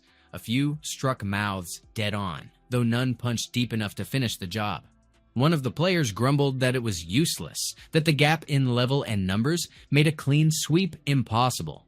Lin Yuan suddenly vaulted off the corpses and strode straight toward them. He demanded to know who claimed he planned on killing them all. He yanked his hood over his head with zero hesitation. At the same moment, the leader frowned and questioned what exactly was going on, while another player pointed out that based on how the scorpion aimed, it only targeted the female fishes' bellies. They all turned again because now the male fishes had started going at each other. The player just blinked, lost for a second. In the muck, chaos broke loose as the fish turned violent on their own. Lin Yuan understood that when female rotted gill fish died or laid eggs, they released a thick, sticky fluid. That stuff drove the males into a frenzy to defend the eggs, so they'd just start tearing each other apart. He made it clear that this was exactly the instinct he'd chosen to exploit. Suddenly, a massive rotted gill fish burst out of the sludge. A player shouted out a warning to their great lord. Lin Yuan didn't even flinch, even as the creature rushed him open-jawed. One of the players wondered aloud if this one was female too, and how it got that massive if so. Lin Yuan responded flatly that its timing worked out perfectly. He gave a quick command to his ghostly wolves. They lunged in together and sank their teeth in wherever they found soft flesh. Lin Yuan acknowledged that it lived up to its level 15 elite status. Even 6 undead wolves couldn't land a fatal strike, though pinning it down would do the trick just fine. He sliced through with his sword, and the system pinged with confirmation that one elite rotted gill fish had been slain. He noted that it went down just like that. He scooped the eggs from its belly, then shoved them up into its head. The leader, confused, asked the others what exactly he was trying to pull. Lin Yuan turned and gave instructions for the giant wolf to move to the rock at the center. The giant wolf obeyed instantly and bounded for the spot he'd pointed out. Lin Yuan confirmed it was the right place. The giant wolf dropped the egg-stuffed head on the rock and let out a guttural roar. Lin Yuan instructed it to gather them in. The fish swam in fast toward the rock where the giant wolf stood. Lin Yuan stated that he would be drawing them all in. The fish slammed into the rock with frantic momentum. A player noticed the whole school getting stunned from the impact. He remembered that fish eggs emitted pheromones and figured out that Lin Yuan was using that to whip the school into a hormone-fueled mess. Meanwhile, Lin Yuan muttered that it still wasn't enough, so he would keep going. It was about time they got their favorite drink. Lin Yuan told them to keep going, and the kobolds didn't hesitate. They swung their pickaxe and slammed it straight into the fish. One of the players guessed whether it was the blue poison sac found inside the males. Lin Yuan confirmed it, explaining the blue poison sac inside the males acts a lot like capsaicin, and the poisonous gas and rank odor it released would instantly trigger danger signals in nearby fish. The rest of the rotted gillfish darted away from the blue liquid dripping out of the sack. Lin Yuan noted how they were putting at least 5 meters between themselves and the source, unwilling to linger, and added that even they weren't totally immune to their own poison, so getting exposed meant they'd end up helpless. The leader pointed out the obvious, saying they were gone. Every last school of them cleared out. Lin Yuan reminded them that now only the subquest and the loot remained. He walked over to the pile of dead fish. He figured the mask had pulled some serious weight in the fight too. Too bad that after dropping 5 gold coins on it, he only got 1 use out of it, so yeah, it stung, but not a total waste. The system let him know he'd received 1,000 grams of rotted gill fish oil. Lin Yuan almost forgot about the other item. It was the Wave Tickler's nose, categorized as an armor-type item. He stared at it, unimpressed. He felt the quest reward stats were decent, but the design looked like something the devs whipped up as a prank, and he couldn't wrap his head around why this clown-grade monstrosity even existed as a drop. Out of nowhere, the leader got hyped, calling it amazing and reacting to the way it lit up. It even moved. Lin Yuan tossed out a dry comment, asking if he seriously liked that ridiculous nose cover. The leader thought it looked one of a kind, and before he even finished asking if it was for sale, he already declared he'd buy it no matter what. One of the other party members gave a quick apology, mentioning this kind of reaction was pretty normal for him. Lin Yuan shrugged and told him to just take it. The leader tried to protest, saying he should at least pay something, but Lin Yuan brushed that off too. Right after that, wings burst from Lin Yuan's back. The leader claimed he was a real angel, while the rest of the party grumbled about how absurd it was that someone would genuinely offer money for that thing. Moments later, Lin Yuan stood inside the church. He poured the rotted gill fish oil into Doug's chest. Doug looked stunned. He hadn't expected Lin Yuan to actually gather the stuff. The system then notified Lin Yuan that he had successfully completed the gold quest, Doug's request, and earned the gold-grade reward, the Green Spirit Blade. Lin Yuan reflected that he finally got his hands on the Green Spirit Blade, the first gold weapon he ever secured back in his last life. Its base effects didn't break any records, but the built-in skill, Green Spirit Curse Seal, packed solid combat utility, mostly thanks to its hidden trait. Every strike pumped green spirit energy into the enemy, and after 3 consecutive hits, it would unload bonus damage worth 250% of the spirit stat.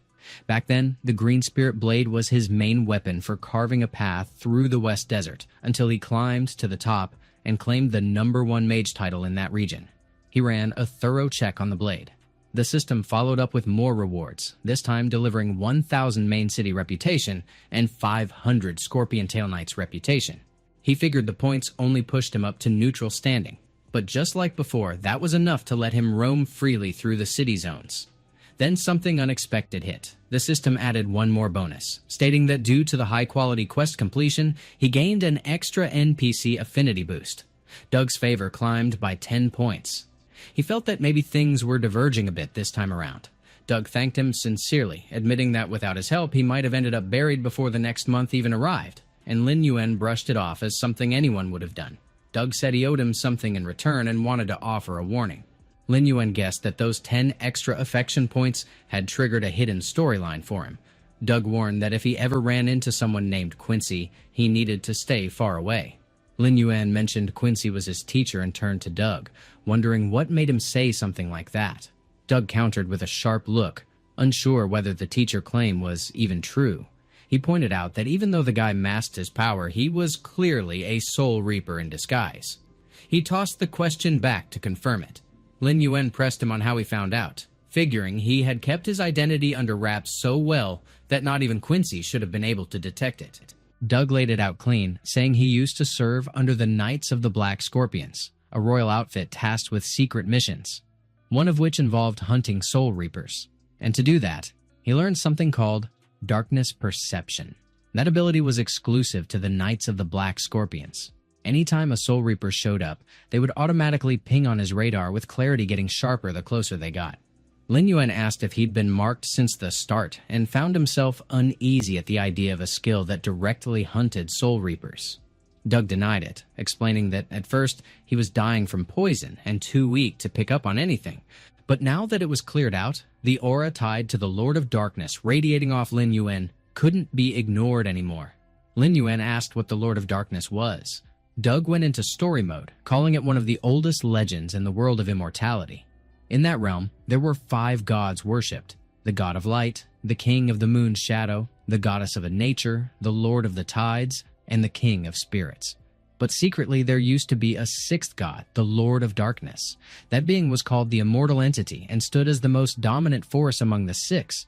His power let him rule unchecked, doing whatever he pleased. He bestowed dark gifts to his most devoted followers, twisting them into Soul Reapers to carry out his divine will. Under his savage rule, Soul Reapers unleashed plague, slaughtered thousands, and bent the dead into servitude, wrecking entire lands. Eventually, the kingdoms fought back, burned his temples to rubble, and reduced all written traces of him to ashes. From then on, Soul Reapers were killed on sight, and their powers were banned as taboo. Doug recalled a time when a Soul Reaper poisoned him in battle, a wound that tormented him for 10 years and nearly finished him off, until Lin Yuan came into the picture. Lin Yuan reflected that in his past life he'd been nothing but a sorcerer, and he never once guessed that behind mythic tales, such dark truths were hiding. No wonder Soul Reapers got banned, and luckily, he had kept things low profile. The situation was spiraling, though, since he thought clearing the evil points would let him quietly investigate the badge mystery in the main city. Now, it looked like unless he found a way to block the Lord of Darkness's aura soon, he risked blowing his cover instantly. He then asked Doug if there was any method to bypass the darkness perception used by the Knights of the Black Scorpions. Doug said there was, but only if Quincy decided to lend a hand, which was risky, since once Quincy uncovered who he truly was, he would absolutely strike to kill. After all, a Soul Reaper had murdered the woman Quincy loved, so Doug warned him to steer far away from the guy. Lin Yuan was left blank. After a bit, he reached the gravel desert. The system let him know he had returned. 10 minutes earlier, Doug had flared up, demanding whether he'd lost his mind by heading to Quincy, vowing to rip any Soul Reaper limb from limb. Lin Yuan responded that he didn't have any other options. Now, he figured if he kept dragging that ominous aura around, even stepping foot outside the main city would be a nightmare, so the problem needed a fix fast. Then, arrows flew straight at him. He caught those in an instant. He twisted away to avoid them. More came raining down. and the surprise rattled him. A fresh wave of alarm hit when he spotted the Bloodscar Guild up ahead. They were charging his way.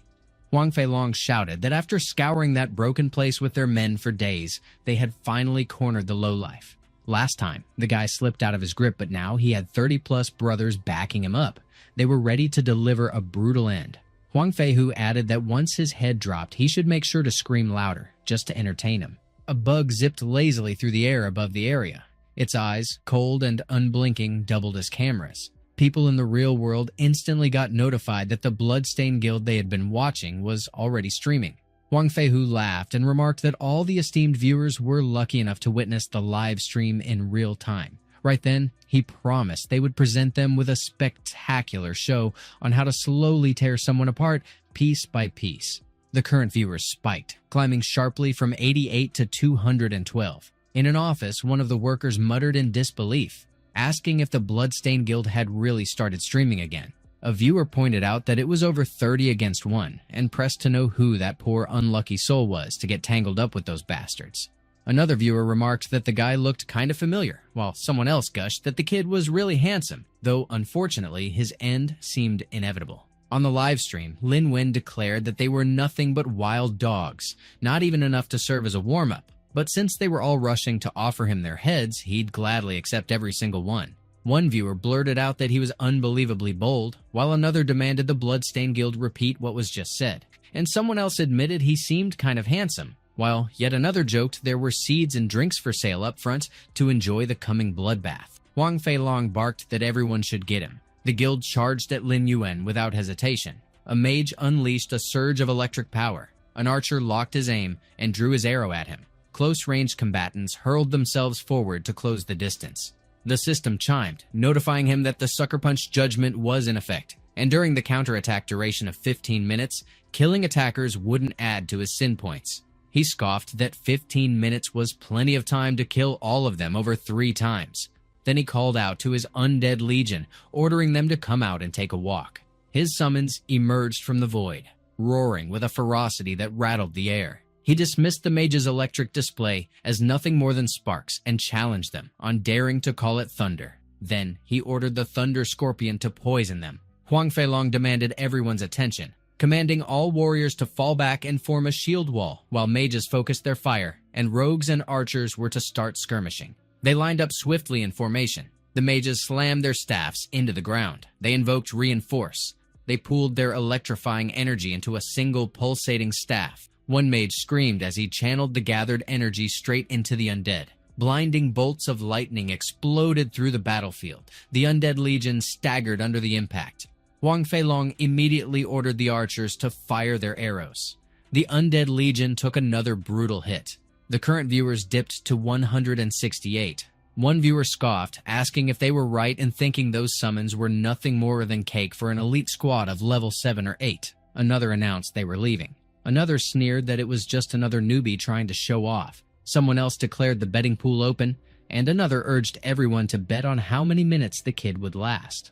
Back in the fight, Huang Feilong spat that it didn't matter if Lin Yuan could summon the undead because even if he summoned that thing from last time, under their relentless assault, it would still end up as a pile of rotten meat. And Huang Feihu chimed in that he would perish that day. But Lin Yuan tilted his head and asked them if they really believed that. Huang Feilong demanded to know if he was actually smiling. One of the viewers cursed suddenly, demanding to know what was happening. The sand beneath the mage's feet started to shift unnaturally. They faltered, confused, and then the ground exploded as sand burst upward toward them. Screams ripped through the formation as they called desperately for help. The warriors tensed instantly, unease crawling over them. Out of nowhere, a kobold erupted from beneath the sand. The mages shrieked as one after another got smashed by vicious strikes. Someone yelled that it only took one hit and urged everyone to retreat quickly. The warriors screamed as more kobolds clawed their way out and tore into them with wild ferocity.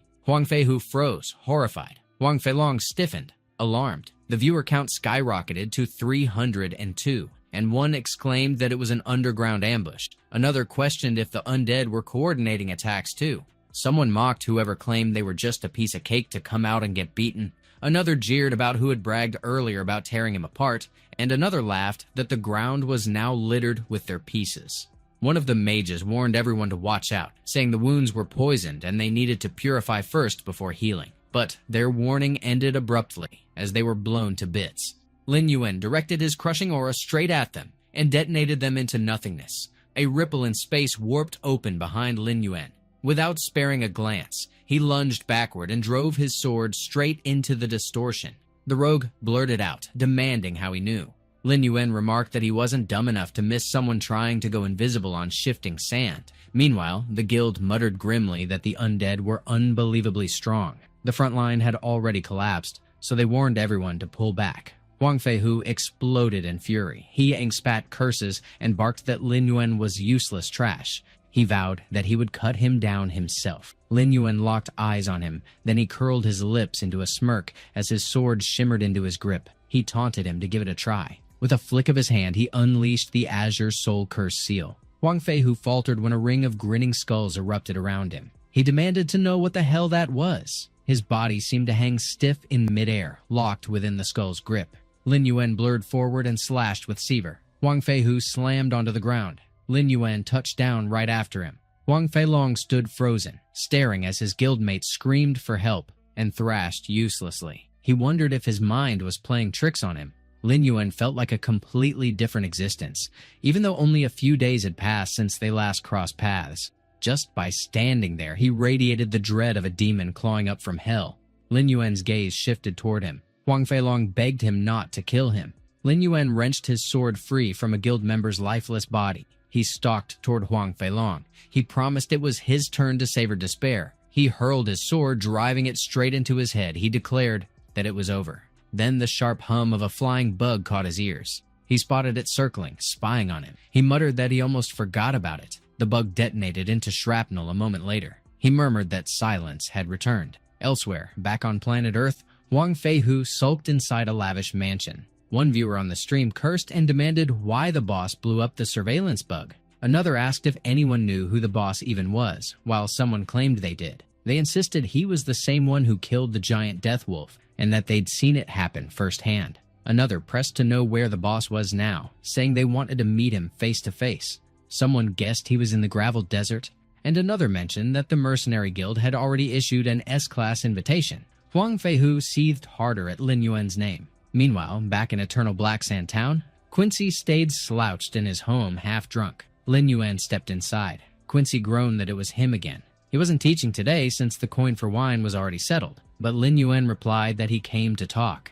canceling his profession concealment in the same breath. The forbidden mark of his Soul Reaper identity flared into view instantly. Quincy stiffened and blurted out if he really was a Soul Reaper. Quincy unleashed his energy and drove it into the shattered jars of wine, twisting the shards into deadly weapons aimed straight at Lin Yuan. But Lin Yuan dodged every flying fragment with impossible precision. Quincy blinked hard, rattled by the sheer speed he'd just witnessed. Before he could process it, Lin Yuan was already right in front of him, sudden as a ghost. With a sharp swing, he shattered the remaining shards in a single strike, the fragments raining harmlessly to the ground. He leveled his sword at Quincy without hesitation. Quincy froze where he stood, his breath locked tight in his chest. Lin Yuan told him it was time to talk calmly. Quincy demanded to know exactly what he wanted. Lin Yuan recalled the moment when Doug had muttered that since he was so hell-bent on going, he should treat that little threat of information as a favor being returned.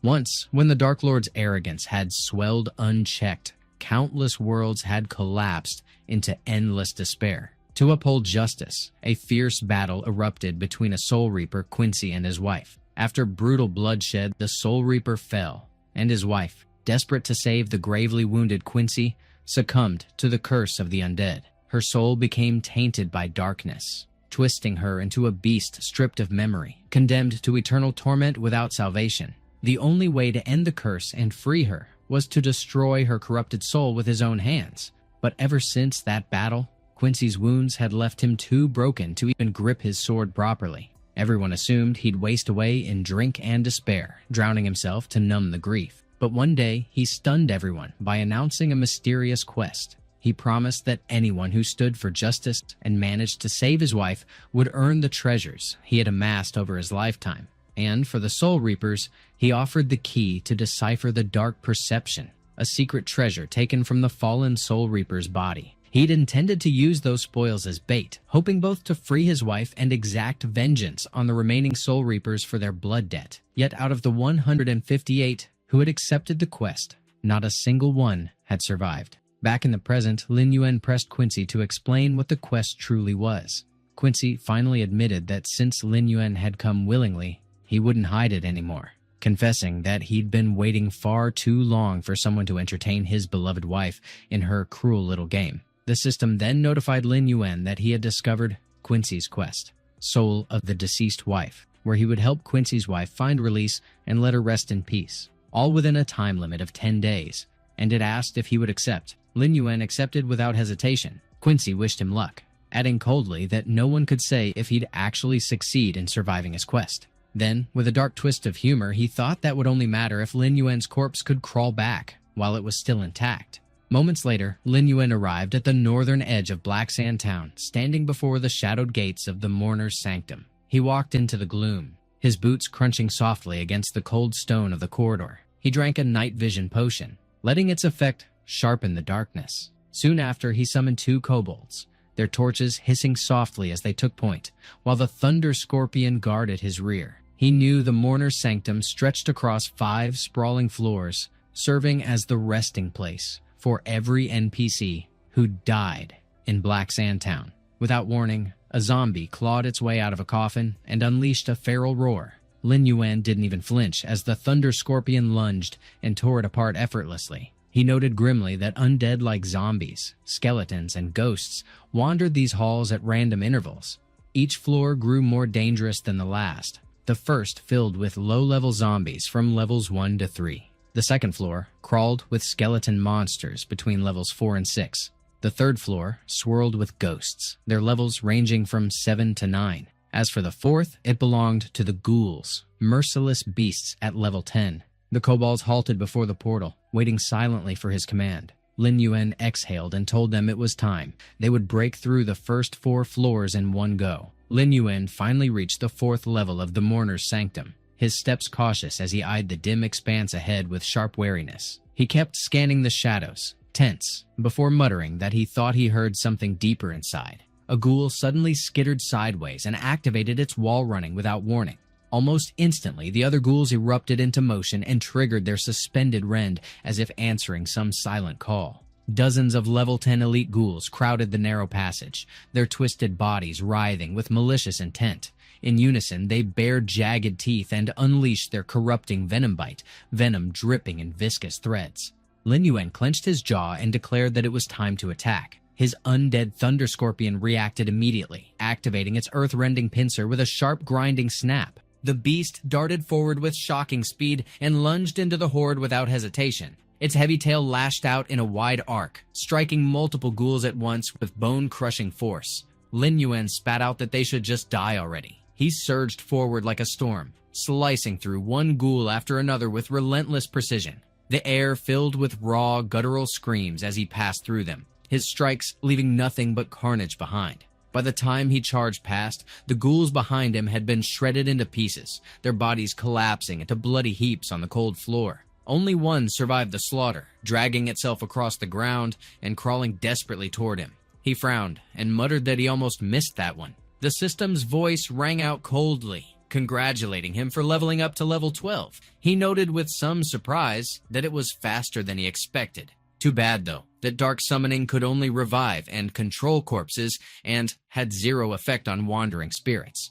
Then, without warning, a dense, oppressive dark energy swirled into existence right behind him. He stiffened instantly, alarm flashing through him as he noticed the shift. The dark energy coalesced before violently releasing a concentrated beam straight at him. He reacted on instinct, swinging his sword in a clean arc and splitting the attack in half. But to his shock, the severed dark beam didn't dissipate. It curved around him and swirled like a living thing. In the blink of an eye, the dark energy consumed him whole. Moments later, he was violently expelled into a strange altar. The sensation disorienting but brief. The dark energy spat him out, and he landed hard but steady, managing to plant both feet firmly on the cold stone floor. He immediately scanned his surroundings, alert and ready for whatever came next. Above him, a chained box swayed ominously in the stale air, drawing his attention instantly. He muttered under his breath that the entire area had shifted into something else. Inside the box, a level 18 boss, the vengeful corpse spirit, lurched and laughed with an unhinged hunger. She let out a sharp, eerie laugh and declared that she had been waiting far too long for him to arrive. With a burst of power, the box exploded violently, shredding the chains that restrained it. She hissed with twisted glee, exclaiming that finally there was fresh flesh and blood before her. Lin Yuan's expression darkened as he realized he had unknowingly stepped onto the 5th floor. She shrieked that she would tear him to pieces, her voice ringing with venom. Her claws shot forward like blades, forcing him to react instantly and raise his sword to block the strike. She shifted without pause and activated her corpse bloom, her body pulsing with grotesque energy. He leapt back instinctively, and her thorny vines slammed into the ground where he had been standing. More vines burst forth, lashing wildly as she directed them straight at him with relentless fury. He squinted, wondering if the liquid coating them carried a poisonous, corrosive edge. His grip tightened around his sword, both hands locking into place with grim determination. He growled that an attack like that was useless against him. With a single brutal swing, he unleashed a powerful strike, slicing through all the vines in one sweeping motion. Lin Yuan leaped into the air while the vengeful corpse spirit's vines still hadn't recovered from being sliced apart. Moving with quick precision to avoid any entanglement, he swung his sword up in time to block the spray of corrosive, poisonous liquid, the metallic clash ringing sharp and heavy. Her skin cracked like dried earth, fissures spreading unnaturally across the pale surface. She flared with raw fury, her rage palpable in the air. She unleashed her banshee's wail, a shrill, bone-chilling cry that reverberated through the chamber. He initially figured it might be some massive, wide-ranged AoE skill, but then it clicked. It was actually a summon. Behind the sealed doors, disturbing inhuman noises echoed faintly, growing louder by the second. Heavy rhythmic banging slammed against the doors, rattling them violently. Lin Yuan's pulse spiked as unease churned in his chest. Without warning, a skeletal hand shattered through the door's rotting wood, claws scraping against the frame. He tensed up instantly, nerves tight, bracing himself for the nightmare to come. He considered grimly whether these could be the buried NPCs of Black Sand Town clawing their way back.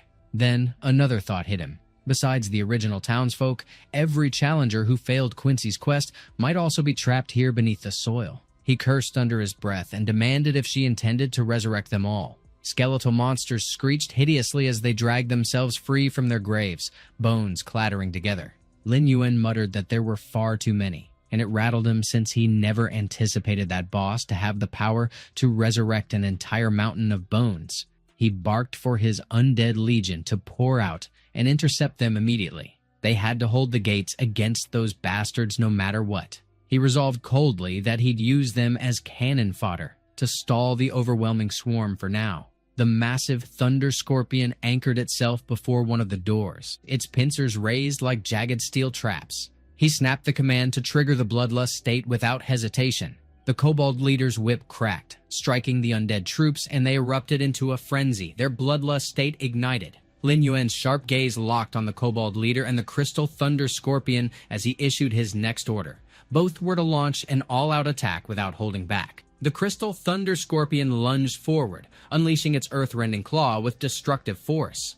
At the same time, the kobold leader hurled himself forward, swinging down its heavy strike like a warhammer. The vengeful corpse spirit retreated sharply, springing backward to evade the deadly blows. But then, the ceiling groaned and split apart, chunks of stone crashing down in an avalanche. She froze for a moment, startled by the sudden collapse overhead. Enormous rocks rained upon her, but they phased straight through as though she weren't even there. Lin Yuan's breath caught in surprise, his mind racing. He pieced it together. Wandering spirits belonged to the ghost-type monster family, meaning their bodies could slip through structures and they were immune to nearly half of all physical attacks. But he reminded himself sharply that ghost types also suffered double damage from magic assaults. He instantly summoned his skulls and activated the Azure Soul Curse seal, lashing out with spectral energy. Yet she didn't so much as flinch, utterly unfazed by the damage inflicted. He realized with a jolt that her speed had abruptly spiked, her movements now unnervingly fast. Meanwhile, the summoned corpses relentlessly battered the doors, forcing their way inch by inch. Lin Yuan calculated grimly that the NPC corpses could breach the undead legion's defenses at any moment, so the fight had to be finished quickly. He needed to lock down her movement before she overwhelmed them. Clutching the paralysis ring tightly, he slipped it onto his finger without hesitation. Then he lunged straight at her, aura crackling as he charged in full force. The additional paralysis poison surged through the ring, fully activated and primed to strike. The vengeful corpse spirit took a direct hit from the paralysis poison, the venom sinking deep and locking her movements tight. The system instantly notified Lin Yuan that the target had been struck, and the paralysis poison successfully activated. He remarked sharply that it was not over yet, his tone edged with focus. She was struck next by the Azure Soul Curse seal, the mark searing into her as its power bound her spirit. She crashed violently against the wall, the impact echoing through the chamber. He landed smoothly on the ground after delivering his relentless combo attack. She slid from the dented wall and crashed down onto the cold stone floor. He muttered that it was excellent, satisfaction threading through his words. He observed keenly, just as expected, that after being hit once by the Azure Soul Curse seal, her speed had slowed considerably, and then he unleashed the evil wolf's howl. The system promptly notified him that the skill had been activated. She groaned harshly in pain, and the system confirmed that the target had been stunned. He declared that although the stun only lasted 5 seconds, it was more than enough time. They would see exactly how many of his blows she could endure. Although his strikes were small, she suffered continuous successive damage from every one of them. She grew enraged, biting her lip hard until it bled. She then screamed furiously as her overwhelming dark aura burst outward, leaking into the air. The system abruptly warned him that the boss had activated the corpse explosion art. The corpses piled behind the doors exploded in a brutal chain reaction. The undead legion was engulfed in the devastating blast. A few moments later, the dust from the explosion began settling, clouding the wreckage. Lin Yuan had used his undead legion to shield his body from the deadly blast. He realized grimly that it was indeed the corpse explosion art, and that the monster had intended to detonate the NPC corpses directly to destroy the entire tomb chamber. Among his undead legion, only 3 remained, marking a heavy and costly loss. He then strode toward the vengeful corpse spirit, determination solid in his steps. He stated flatly that it was time to finish her off. She should vanish completely. He channeled his Azure Soul Curse seal again and launched another crushing attack against her. She screamed in despair and shouted no as the strike tore through her. The system instantly notified him that she had entered a near-death state and her HP had already dropped to 300. Her HP continued plummeting to 200, then 30, until it reached nothing. Her body was obliterated entirely and it vanished into nothingness. The system congratulated Lin Yuan for slaying the vengeful corpse spirit and informed him that he had gained 800 experience points. He landed softly back on the ground, his chest rising with exhaustion. He asked faintly if it was finally over. Suddenly, he noticed soul fragments gathering silently behind him, forming a gentle glow. A mage appeared, thanking him and addressing him as a brave human. She was Quincy's wife, and she smiled at him bitterly, her sorrow lingering in the air. She handed him an item with trembling hands before fading away completely. The system announced that it was the Ethereal Ring of Love, a quest item that could not be dropped or sold. The very engagement ring Quincy had once given to his wife, a symbol of their enduring love. He wondered with mild frustration if that ring was truly the only reward for killing such a boss. Suddenly, a skill book materialized in front of him, glowing faintly. He stared at it, intrigued, and asked curiously what it was. Lin Yuan figured he didn't expect that the corpse explosion art used by the vengeful spirit turned out to be a skill exclusive to Soul Reapers. He wondered if maybe it was because the one who sealed her before had been one of the Dark Lord's trusted confidants. The system then notified him that the skill book was being automatically recorded straight into his memory. He gladly accepted the shiny new skill without hesitation. The system reported that the corpse explosion art was at level 1, allowing him to detonate a single corpse, causing fire damage to nearby enemies equal to 20% of his HP. He figured that although the skill burned through corpse supplies, its effect on both attack power and range turned out unexpectedly good, which gave him a pleasant jolt of surprise. The next day, Lin Yuan made his way back to Black Sand Town. Quincy pressed if it was the engagement ring he'd given her back then. He explained that sealed spirits carried no memories, and only after being freed would they regain them and drop the item they cherished most in life. He asked softly if his wife hadn't been in too much pain when she passed, and Lin Yuan assured him she hadn't. The engagement ring gleamed faintly in Quincy's hands as he held it like something impossibly fragile. He recalled the bright smile of his wife, as if it were still right there. He admitted that it made him genuinely happy. He never expected that the one thing he hated most, a Soul Reaper, would end up helping him fulfill his deepest wish, and he vowed to keep that favor buried deep within his heart. He then summoned a heavy chest right in front of him. He stated firmly that it was finally time to fulfill his promise. The Crown of Darkness would make his sin value completely invisible, hide his dark aura, and render it undetectable, and it counted as part of the exclusive Soul Reaper equipment that could neither be sold nor destroyed. Lin Yuan figured that although it didn't provide any bonus stats, concealing his sin value and dark aura was exactly what he needed right now. And since he'd already resolved the Manticore Knits problem, he no longer had to limit his movements within the main city. The system then prompted him, asking if he wished to use the Crown of Darkness. He confirmed, without hesitation.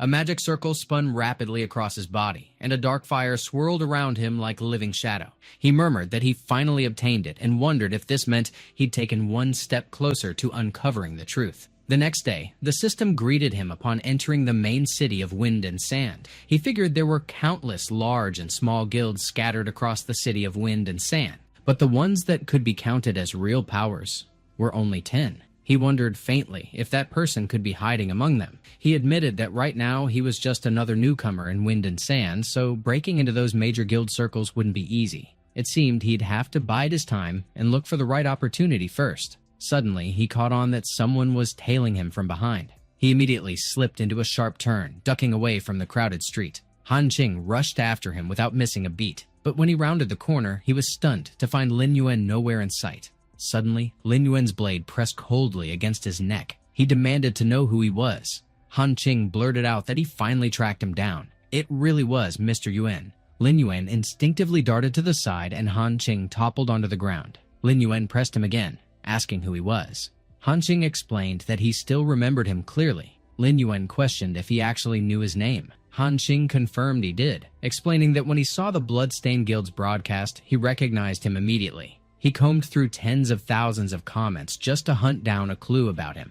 Then he even dropped $2 million upgrading the group's latest facial recognition system to make absolutely sure it was him. Lin Yuan pressed if he seriously spent $2 million just to track him down. Han Qing asked if that amount was supposed to be a lot, casually pointing out that their Han group usually burned several million just for routine system testing. Lin Yuan wondered if this Han group really was that multi-hundred-billion-dollar giant dominating the global high-tech market, and just what else someone with that kind of background knew, debating if maybe he should just finish him off right there and then. Han Qing insisted that Lin Yuan should join his team because there was going to be an S-Rank hunt in the Molten Bloodscale Cave the next day, dropping the detail with a tone that made it sound like a big deal. It was mentioned that someone had stumbled upon the lair of a corroded iron hyena, which only added weight to his pitch. But before he could get another word out, he clumsily tripped and smacked the ground hard, leaving Lin Yuan utterly speechless at the sight. Lin Yuan stated flatly that he should leave and stop following him around, while silently wondering why he was even wasting breath arguing with such an idiot. Han Qing laughed it off and remarked that he was right. Someone of his caliber, who crushed the Bloodstained Guild's elite squad like smashing watermelons, didn't really need a team anyway. However, he added that the third team from the Black Tree Guild would be attending the hunt to pick rookies. So if Lin Yuan performed exceptionally, there might still be a chance worth taking. Lin Yuan recalled with mild interest that the Black Tree Guild currently ranked 10th. Han Qing muttered that it looks like he could only go and try his luck alone. Lin Yuan pressed him for the exact time of the hunt. Han Qing froze, clearly caught off guard by the question. Lin Yuan repeated himself sharply, demanding to know exactly when the hunt would begin. Han Qing finally explained that it would start the next day at 8 a.m., and asked carefully if that meant Mr. Yuan was agreeing to join. Lin Yuan corrected him, telling him to just call him Lin Yuan, but he added that they needed to make proper preparations before setting off. Han Qing stared at him, visibly puzzled by the sudden shift. A short while later, Lin Yuan arrived at the Vulture Bandits' camp. A thunderous explosion tore through the area, shaking the ground beneath his feet. He muttered that the leader should be somewhere up ahead. Exhaling slowly, he steadied himself and summoned a group of level 12 undead Vulture Bandits. He ordered them to launch a joint attack.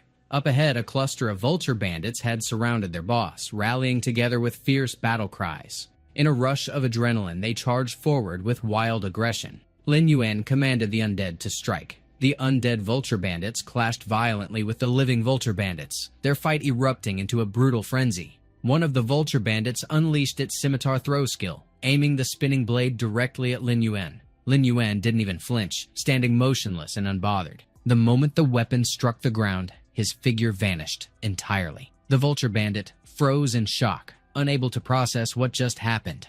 Lin Yuan's cold voice rang out as he declared that he would take their souls. The system quickly notified him that he had successfully slain 3 vulture bandit leaders. He kept pressing forward, striking them down one after another until the system confirmed 10 vulture bandit leaders had been eliminated. When the last corpse hit the ground, the battlefield fell eerily silent around him. But then he paused, baffled, as he looked toward where the boss had been moments ago. He thought the boss had simply vanished. Out of nowhere, the level 19 vulture bandit lord reappeared right behind him. It lunged forward, activating its backstab with lethal intent. Lin Yuan instantly responded by casting his corpse explosion art without hesitation. He snarled that the thing should die. A cold glint flared in his eyes as his gaze flicked sharply over his shoulder. In the next instant, a massive explosion erupted behind him, engulfing the battlefield in fire and chaos. The Vulture Lord screamed furiously as he tore through the chaos, darting away from the explosion with desperate speed. Lin Yuan lunged forward without hesitation, his body moving like a striking shadow. The Vulture Lord staggered when Lin Yuan appeared right before him in an instant, caught completely off guard. He barked out that he should take it. In the same breath, Lin Yuan's shadow gloves flared to life. He snarled that the Vulture Lord should go to hell. The next moment, the Vulture Lord slammed hard into the ground, his body crumpling under the force. The system chimed almost instantly, notifying Lin Yuan that he had slain the Vulture Bandit Lord. As he declared it was finally over, another prompt popped up, congratulating him for reaching level 13. His skill, Curse of Darkness, surged to level 3. Corpse Explosion. Art advanced to level 2.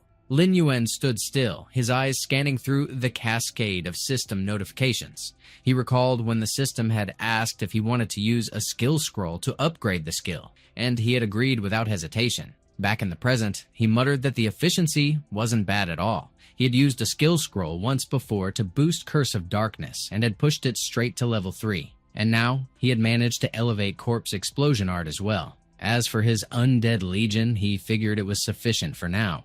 The system then confirmed he had obtained 130 undead monsters in total. Among them were level 15 Vulture Bandit leaders and the formidable level 19 Vulture Bandit Lord. He paused, wondering if the Vulture Bandit Lord would gain a new skill after being revived. He remembered that when the giant Death Wolf had been revived last time, it had unlocked a terrifying new ability, Wraith's Fury. That thought stirred his curiosity. Could it be that reviving Lord-level monsters always granted them additional skills? It seemed intriguing enough to test. The system interrupted his musing, notifying him that the hunting campaign he had joined would officially commence in 2 hours. A grin curved across his lips. He declared that they should get ready to move out. Moments later, Lin Yuan arrived at the Melted Bloodscale Cave and caught sight of Han Qing's outfit. He immediately questioned what Han Qing was wearing, wondering if he was disguised as a Golden Knight statue. Han Qing explained that he had spent 50 gold coins to commission a master blacksmith to forge that super heavy armor, assuring him that he wouldn't be a burden today. Right then, his belt gave way with a sharp snap. Both of them froze when Han Qing's pants dropped straight to the ground. Speechlessness hung heavy between them. Lin Yuan finally remarked that it was the first time he had ever seen such a segmented armor style. It was undeniably unique. Han Qing countered that the blacksmith had claimed it was the latest design. Suddenly, the visor on his helmet slammed shut on its own. Han Qing panicked, stammering that they should wait because he couldn't see a thing, and pleaded with Lin Yuan to save him. In his flailing, he tripped over another man's foot. His helmeted head smacked hard against his chest plate, making the hinge on his visor snap loose. When his vision cleared, he froze in shock. Standing over him, looming like a shadow, was Zhao Kui, his sharp gaze locked with deadly precision. Zhao Kui, the level 15 third team captain of the Black Tree Guild, stared down at him and demanded to know if Han Qing was all right. Han Qing figured Zhao Kui was clearly smiling, yet he couldn't shake off the sharp unease curling in his chest, as if a venomous snake had its cold gaze fixed on him, and he wondered if it was just his imagination running wild. Out of nowhere, Lin Yuan yanked him backward from behind. He pressed him about why he wasn't taking that ridiculous gear off already, and Han Qing admitted he was right. Lin Yuan's movement snagged Zhao Kui's attention. He was glaring at him with pure hostility. In Zhao Kui's head, he was challenging him, wondering how he dared to look at him like that, and he labeled him an irritating nuisance. Suddenly, a member of the Black Tree Guild addressed Lin Yuan and Han Qing. He wanted to know which one of them went by Han Qing. His gaze dropped to the application form in his hand. He swept his eyes over the players standing before him. He asked if he was right to assume Han Qing was the one decked out in bizarre clothes.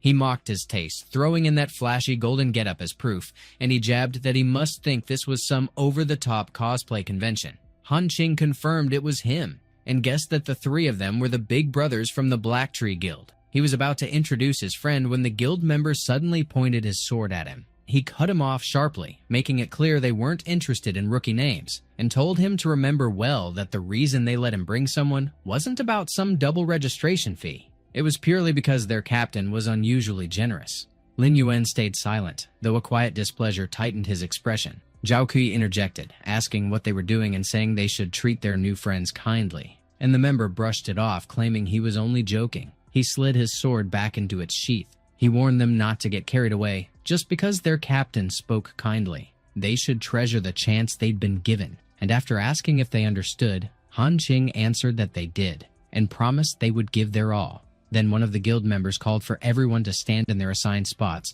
as he prepared to start the roll call officially. Han Qing muttered that the tension was suffocating, and admitted he never thought he'd actually get to work alongside a major guild, while Lin Yuan quietly wondered if these were the players lined up for the S-Rank hunting campaign. One of the players teased that he hoped that gear of his wouldn't fail him in the middle of the raid. Lin Yuan figured most of them looked like fresh newbies who had just arrived in the main city. Zhao Kui announced that their numbers were complete and said there was no time to waste, urging everyone to get ready to move out. He assured them that even the Grim Reaper would turn away upon seeing the Black Tree Guild, so they had nothing to fear. Everyone responded with agreement. A player flinched when he spotted Han Qing pulling out a red flag. Han Qing urged Lin Yuan to hurry up because he'd heard there were luminous slime monsters inside that cave, and the player scoffed, asking if the guy thought this was some kind of picnic. Lin Yuan calmly trailed behind the group. He remarked that he could already catch the scent and that it was exhilarating. They all stepped into the melted blood-scale cave. A short while later, one of the players asked if there was already a fork ahead. Another pointed out they hadn't encountered a single Iron Eater lizard yet, and another explained that it was normal since the species was nocturnal and likely hiding deep within the caves to rest during the day. Someone asked Zhao Kui which path he thought they should take. Zhao Kui replied that in his opinion, splitting up would be best. Another player hesitated, questioning if they should really divide, while Han Qing protested that it sounded dangerous, and another agreed, asking what they would do if they ran into a level 16 elite monster. A guild member told them to quiet down and calm themselves, explaining that to secure their safety on this mission, their captain had already scouted the route ahead. And when they met them earlier, they had just wrapped up scouting and were resting for the assembly. One of the players asked if Zhao Kui himself had scouted in advance. Zhao Kui confirmed it, explaining that based on their morning sweep, the middle path showed clear signs of Iron Eater lizard pheromones, meaning a surprise attack risk was high, while the other two routes were relatively safe. But since the most dangerous places usually hid the most valuable finds, to balance efficiency with safety, he'd decided their guild would take the middle path while the others should split between the two side routes. He asked for their thoughts. A player admired that major guilds always had such well-thought-out plans, while another pointed out that Zhao Kui was the third team captain of the Black Tree Guild and the highest level among them, so his word should be treated as command. Lin Yuan announced they would take the left path. Zhao Kui agreed and asked if anyone wanted to go with them. One player hesitated, asking if it would just be those two, while another doubted their reliability, pointing out that one of them looked eccentric and the other was a stone-faced monster, probably hiding his level and class out of embarrassment. But another player piped up, saying she actually found him pretty handsome, and someone else teased her to go with him then. Zhao Kui noted that Lin Yuan's popularity was apparently suffering and admitted that even as the mission leader, he couldn't force anyone. Lin Yuan told Han Qing to follow him, and Han Qing agreed. Zhao Kui watched the two of them head off toward the left path. He clicked his tongue and muttered that the two of them were ignorant fools. Water was dripping down the stalactites, each drop hitting the cave floor with a faint, rhythmic plink that echoed through the cavern. They then fell to the ground, splashing tiny beads that vanished into the damp earth. Lin Yuan and Han Qing were walking together, their steps steady as the eerie glow of the luminous slime monsters lit up their winding path. Han Qing remarked that the temperature was dropping unnaturally fast and admitted he felt like something was off. He also muttered about the unsettling sensation of being watched, noting with unease that the feeling kept growing heavier with every step. Lin Yuan pressed him if he finally noticed and confirmed that something was indeed lurking out there. Han Qing questioned him, wondering if Xiao Kui hadn't claimed he scouted the path and that it was supposed to be safe. Lin Yuan countered sharply, asking if he trusted him that much, and reminded him this was an S-Rank hunting campaign. Bringing along so many newbies made it obvious they were being used as bait to scout the danger ahead. Han Qing was about to demand why he hadn't exposed Zhao Kui, but before he could finish, Lin Yuan completed the thought for him without hesitation. He then reached out and grabbed a luminous slime clinging to the wall, its glow sliding across his fingers. He explained casually that it was because, coincidentally, he also wanted to see just how many interesting things could be lured out this way. They stood still after that, staring into the oppressive darkness stretching out ahead of them. Suddenly, multiple glaring eyes pierced through the black, and their faint reflections flickered ominously. They were level 16 iron-eater lizards, their scales rough, and their heavy frames shifting restlessly. On the other hand, the guild's mage rammed his staff into the ground without hesitation. He then unleashed his burn, and fire roared out in a spiraling blaze, searing the lizards clustered ahead.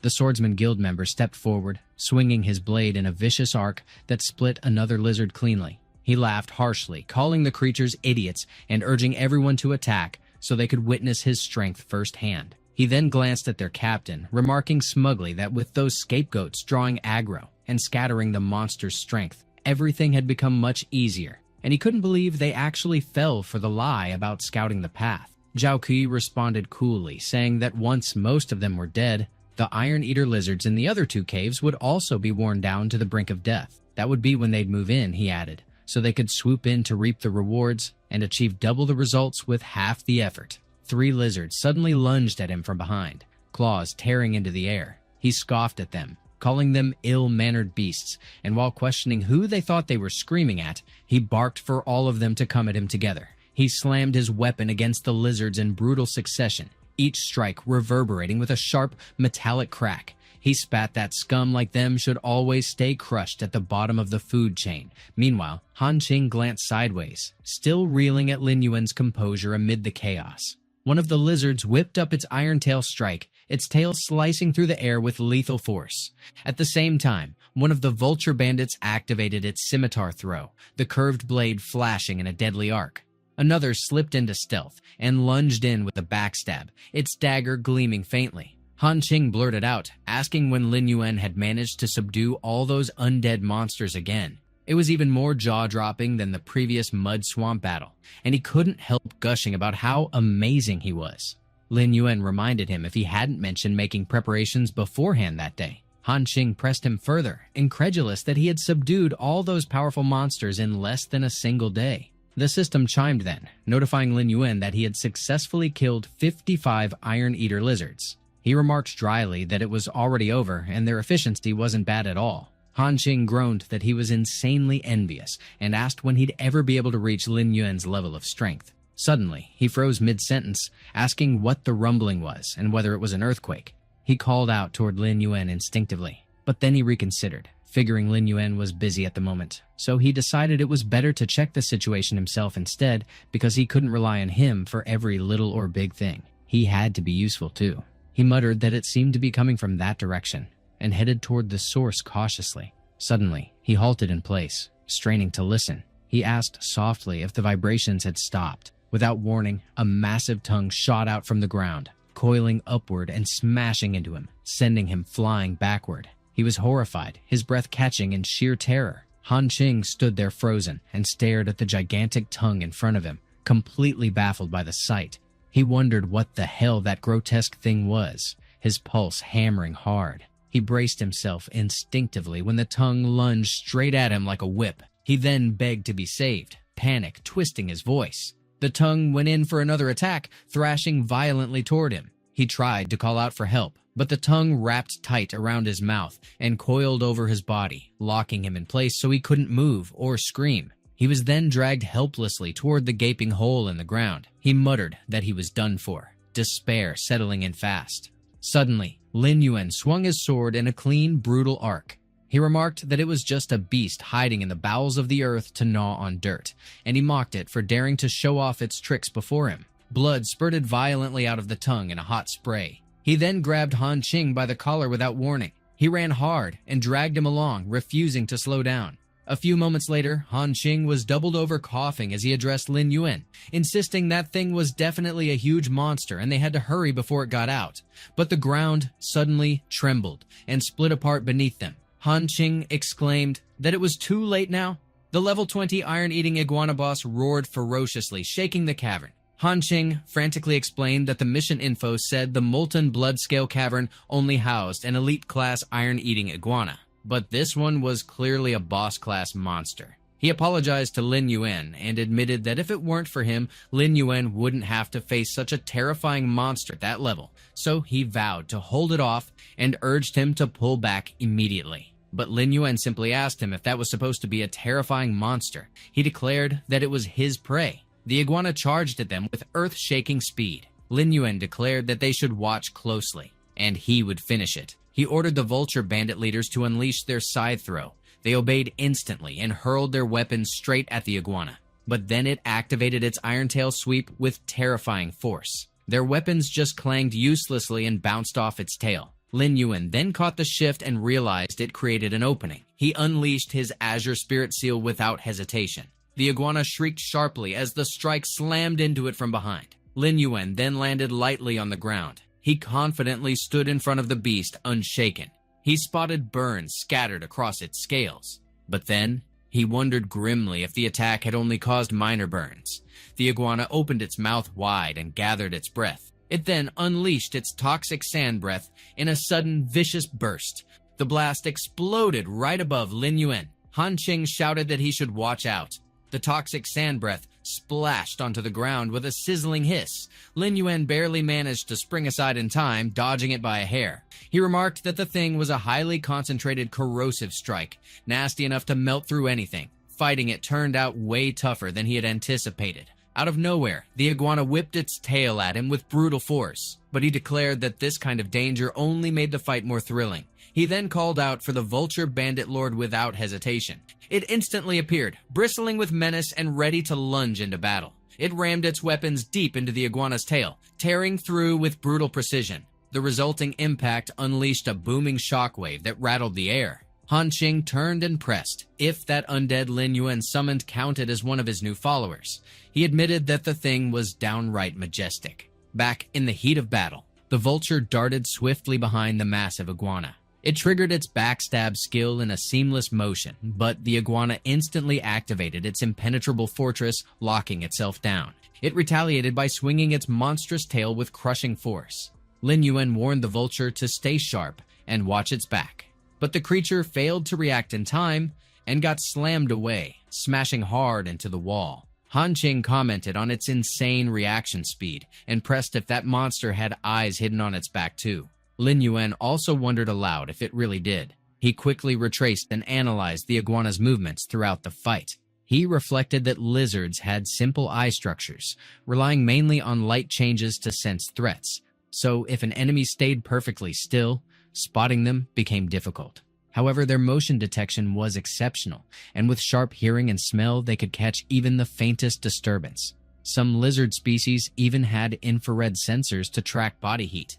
Because of this, their sensitivity to enemy movement paths was vastly superior to that of humans. He concluded that the only way to handle the beast was to force it into trapping itself. Multiple fireballs slammed into the iguana in quick succession, blasting its body with violent bursts. Lin Yuan shouted that it should come at him and test whether its scales were tougher or his fireballs burned hotter. He hurled another fireball straight into it, striking true. The iguana roared, enraged, and barreled after him with feral fury. He figured this was perfect, riling it up so its entire focus would stay locked onto him. Han Qing suddenly called out sharply, warning that he was stepping into real danger. The defense of a boss-class iron-eating iguana was absurdly strong, and those fireballs couldn't pierce it at all, meaning his approach carried massive risk. But then Han Qing's gaze narrowed as he spotted where Lin Yuan was heading. He demanded if that was the pile of undead up ahead. Lin Yuan charged straight toward the undead iron-eating lizards with sharp focus tightening in his chest. He figured it was finally the right moment to strike and refused to hesitate. He abruptly skidded to a halt, dust scattering beneath his boots, before veering off in a sudden sharp turn. The iron-eating iguana faltered, baffled by his sudden change in trajectory. It scrambled to adjust its path, but its heavy body lurched awkwardly, and it stumbled, slamming directly into the cluster of lizards. Lin Yuan mocked it as a big dummy and jabbed if it didn't even know how to stop its own lumbering bulk. The iguana unleashed a furious roar that rattled the air. Lin Yuan taunted that it should savor the feast of explosions as he unleashed his corpse explosion art without hesitation. The iguana's scaled body cracked and burned as the eruptions tore into it with brutal force. Lin Yuan declared coldly that its armor had finally been breached. The iguana shrieked again, madness lacing its roar before hurling itself at him with killing intent. He vaulted into the air, springing high to avoid its snapping strike. From above, he called out to the vulture bandit lord, ordering it to swing wide to the left. He landed hard, muscles coiling, feet digging deep into the earth to gather explosive driving force. The vulture mirrored him perfectly, matching his maneuver without hesitation. He reasoned quickly that the beast's other weak point was its vision. It couldn't lock onto enemies from both sides at once. The vulture steadied its crossbow, readying for a deadly shot. Sensing danger, the iguana sucked in a deep breath, energy condensing in its gullet. Lin Yuan seized the fleeting chance and launched himself high above its head. The iguana's gaze snapped up, his reflected image flickering in its glossy, predatory eyes. He promised flatly that this strike would send it straight to hell. A sharp system chime confirmed he had struck a weak point and triggered an instant level up. It congratulated him for advancing cleanly to level 14 without delay. 5 minutes later, the Undead Legion's vitality surged back, its HP restored by a massive 85%. Lin Yuan had channeled his Dark Curse skill to pull off that recovery. He noted with a hint of satisfaction that using the skill scroll again would instantly push Dark Curse up to level 4. Even though Corpse Explosion Art had burned through countless undead, the gains from subjugating this beast made every loss worthwhile. He secured command over the level 20 undead iron-eating iguana master without contest. Lin Yuan stated coolly that from now on, this creature would serve as his shield. Han Qing suddenly called out, marveling that it was the first time he'd ever seen so much loot, and asked if they should start counting it right away. Lin Yuan brushed him off and questioned what the rush was, reminding him there were still rats scurrying around that hadn't been dealt with yet. All around them, scorched and mangled corpses of iron-eating lizards lay scattered across the battlefield. Zhao Kui scoffed at the fallen beasts, dismissing them as pathetic trash not even worth a glance. One guild member praised their leader's shrewd commands, boasting that with him at the helm, even a lord-class monster would have no choice but to kneel and take the beating. Another chimed in, pointing out that judging by the earlier chaos, the battle elsewhere should almost be finished, and if they moved now, they'd easily reap the spoils. Zhao Kui kicked one of the charred lizard carcasses with a grunt. He barked that it was time to move out and start collecting every corpse worth salvaging. Suddenly, the surrounding walls shattered violently with an echoing boom. Massive rocks tore free, plummeting so close they almost crushed the entire group. Zhao Kui's face twisted as he demanded to know who dared interfere, roaring at the unseen enemy for having the audacity to ambush the Black Tree Guild. Zhao Kui spotted Lin Yuan and Han Qing standing tall in front of him once the swirling dust finally cleared. Lin Yuan pressed him with a jab about not collecting the bodies and even tossed out that he'd come grab them himself. The mage snapped back that it was impossible, grumbling that the two of them should have been chewed up by the iron iguana. Han Qing fired right back, scoffing that he still had the gall to say that, and jabbed at how he once thought the Black Tree Guild was all about honor, only to see them shamelessly use players as bait to break into the dungeon. Another member chimed in without shame, declaring that it didn't matter, and that it was practically a privilege for trash like them to be the stepping stones for the Black Tree Guild. Meanwhile, Zhao Kui cursed in silence, fuming that those two had crawled out alive, and he kept wondering if maybe the cave they entered just didn't hold that many iron-eating iguanas and all the beasts had piled onto other unlucky fools instead. Han Qing blasted them again, spitting that they were utterly shameless. Zhao Kui, grinding his teeth, decided the guy was grating on him more and more, so he might as well just wipe him out. He sneered that they had no clue how lucky they'd been to crawl away alive. But then he declared their streak of good luck had already run out. Lin Yuan told Han Qing to move back. Then he turned to Zhao Kui and pressed if it was just him standing there. Zhao Kui swung his weapon hard to intercept Lin Yuan's strike. The weapons collided in a thunderous crash, flinging rocks across the cavern like shrapnel. Lin Yuan slid backward across the ground, boots grinding dirt, and he blinked in surprise. Zhao Kui mocked him with a sneer, tossing out if that toy belonged to some brat still drinking from the bottle. Lin Yuan unleashed his skill, Azure Spirit Seal, without hesitation. Zhao Kui darted frantically in zigzags, dodging skulls that slammed down and blasted chunks of the ground into chaos. He managed to evade every strike until the very last one. His chest tightened in alarm when the smoke choked the cavern, and his vision went dark, and Lin Yuan was suddenly nowhere in sight. He cursed aloud, barking out where the hell he'd hidden. He snarled that Lin Yuan couldn't possibly think he was defenseless and spat that only an idiot would. For those who lived off dumb luck, he growled, it was smarter to sleep with one eye open. Lin Yuan stiffened when his sword struck air, realizing Zhao Kui had slipped away. The smoke cleared slowly, but Zhao Kui's figure had vanished completely. Lin Yuan's stomach dropped when he felt Zhao Kui's aura spike right behind him. Zhao Kui hissed that for a waste like him, life could be snuffed out at any second.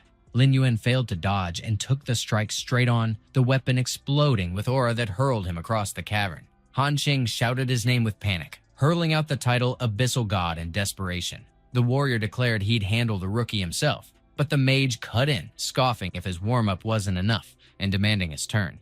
Zhao Kui muttered he didn't have time to mess around with Lin Yuan. He ordered him to just lie down and die already. But to his shock, Lin Yuan caught his fist like it was nothing.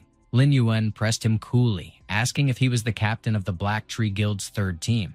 Zhao Kui's mind reeled, wondering how in hell this guy pulled that off. Lin Yuan grinned wickedly as a dark aura rolled off him. Terrifying glowing eyes materialized behind him like specters. He declared that now he had a pretty good picture of what the 10th ranked guild in the main city was really worth. Zhao Kui pushed with such reckless force that his arm shook uncontrollably, while he just casually gripped the fist like it weighed nothing to him. He groaned in agony when he twisted his arm without the slightest hesitation. He glared at him with eyes that burned sharp and threatening. He then hurled him down with brutal decisiveness. Zhao Kui slammed into the dirt right where his team clustered, and they all froze in shock. He spat out that he really underestimated him, cursing him as a bastard. He barked that they shouldn't just freeze up, they needed to rush in with him. The warrior roared his intent as he charged straight forward. The mage remarked with a sly grin that it was good. Zhao Kui barked that he should just rot in hell. He retorted coldly that a mob stays nothing but a mob, unworthy of action. Zhao Kui swung his weapon hard only to strike empty ground, while his two guildmates prepared their own strikes. Out of nowhere, two vulture bandits burst into the sky. Zhao Kui and his crew had no idea that they were hovering directly overhead. He flinched in shock when the vultures slammed his teammates flat into the ground. His face drained with terror when the Azure Spirit Seal blazed, its eerie glow dancing in his eyes. The skulls charged at him, leaving him frozen in place, unable to move. The hit landed full force, blasting him up into the air. He then smashed back down, his face grinding into the dirt. He stood tall in front of him without a shred of pity. Zhao Kui stammered that he should wait, stop right there, and cursed that if he killed him, the Black Tree Guild wouldn't forgive it. So he'd better think twice. He looked down on him with a gaze dripping with condescension. He jolted in shock when he realized Han Qing clutched onto his leg. Han Qing addressed him as Abyss God, admitting with relief that he never backed down, and confessing he had been worried earlier. He ordered coolly that he should step aside. From what he knew, their Black Tree Guild bullied outsiders and devoured its own. And he pressed if he agreed they'd punish him viciously for losing equipment and levels, and if he even figured out how he'd explain it.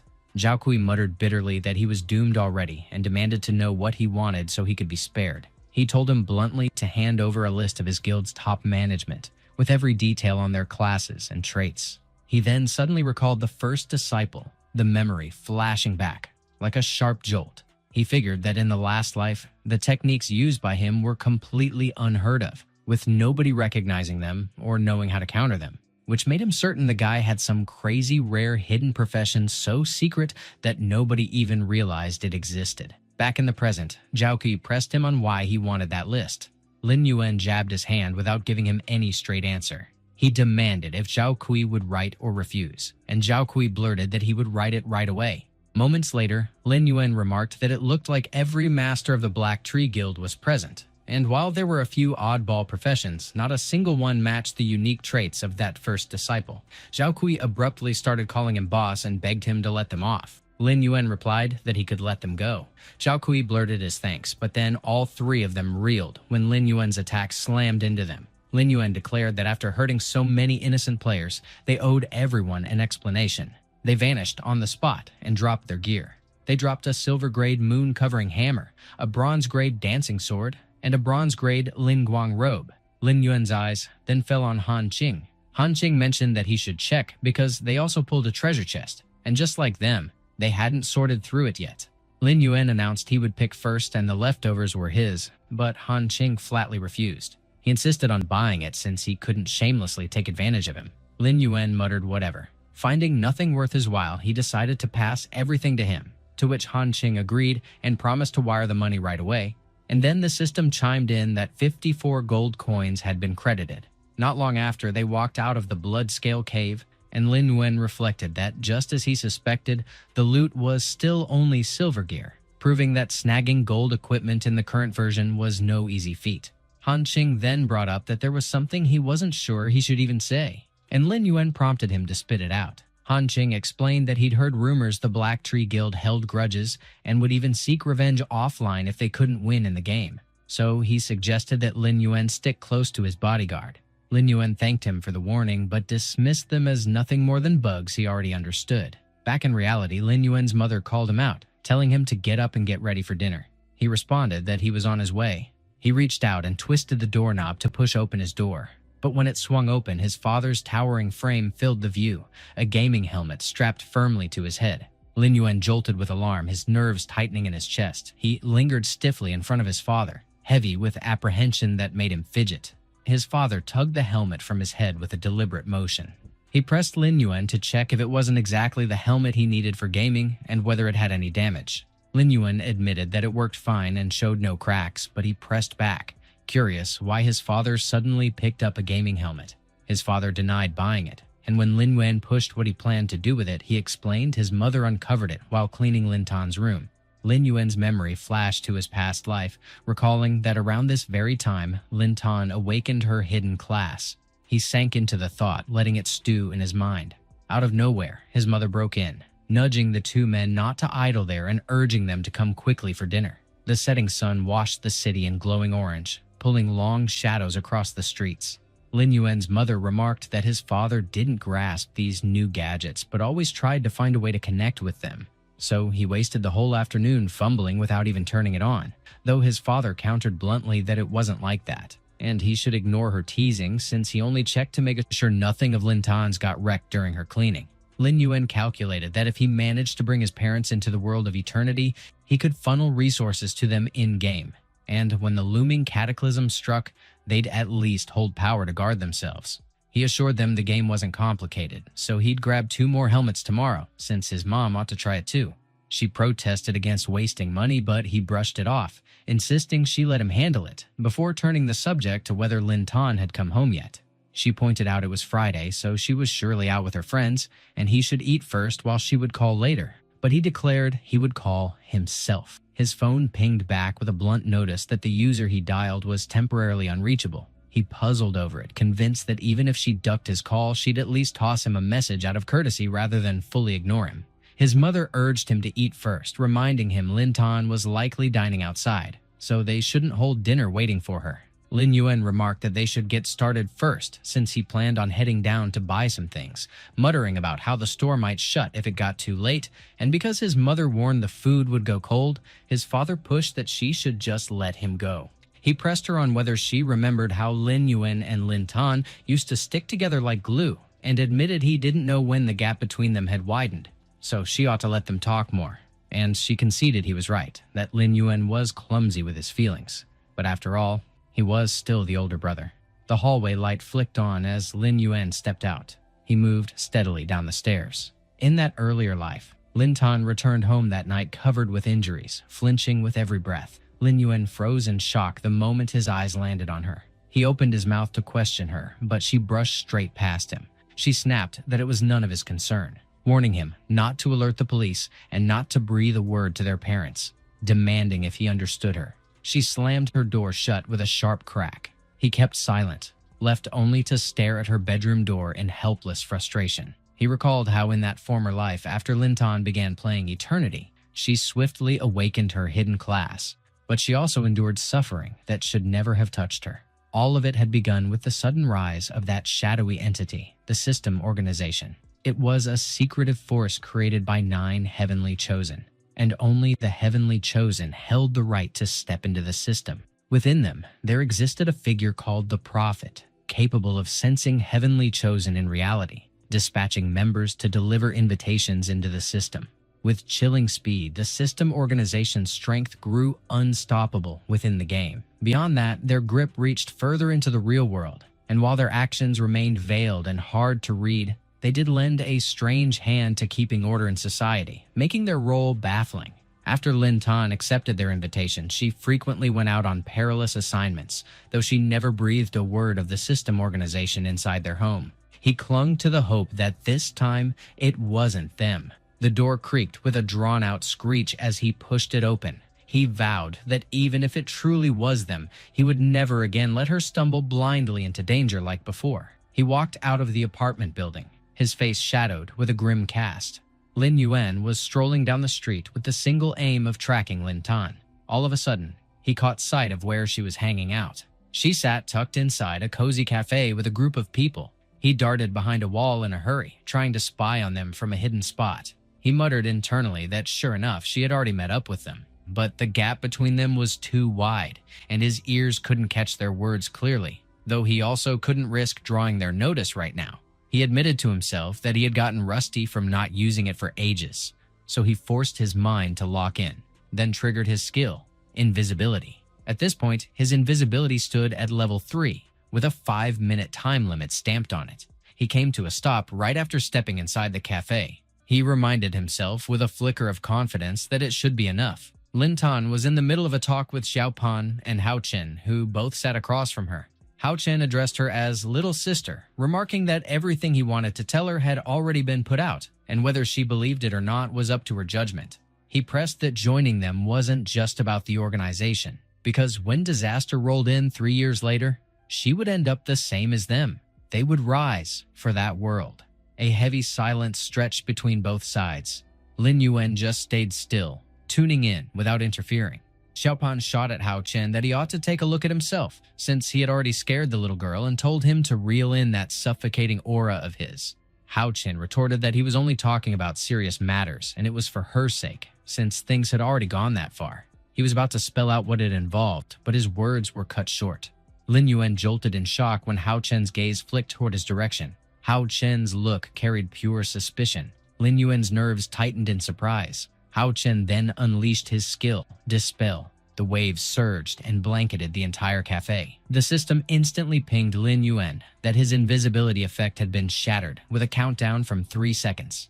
Hao Chen's eyes locked like lasers on the spot where Lin Yuan stood. He just stared at that direction, dead quiet, even though nothing visible was there. He casually threw at the barista why he hadn't told him earlier that herbal tea was on hand, then demanded a takeaway cup, which the barista acknowledged with a quick okay and asked him to hold a moment. He replied that it was coming. Meanwhile, Lin Yuan speculated whether Hao Chen had drawn on the Dispel skill tied to a ring equipment, consoling himself that at least the invisibility Dispel carried a 3-second lag.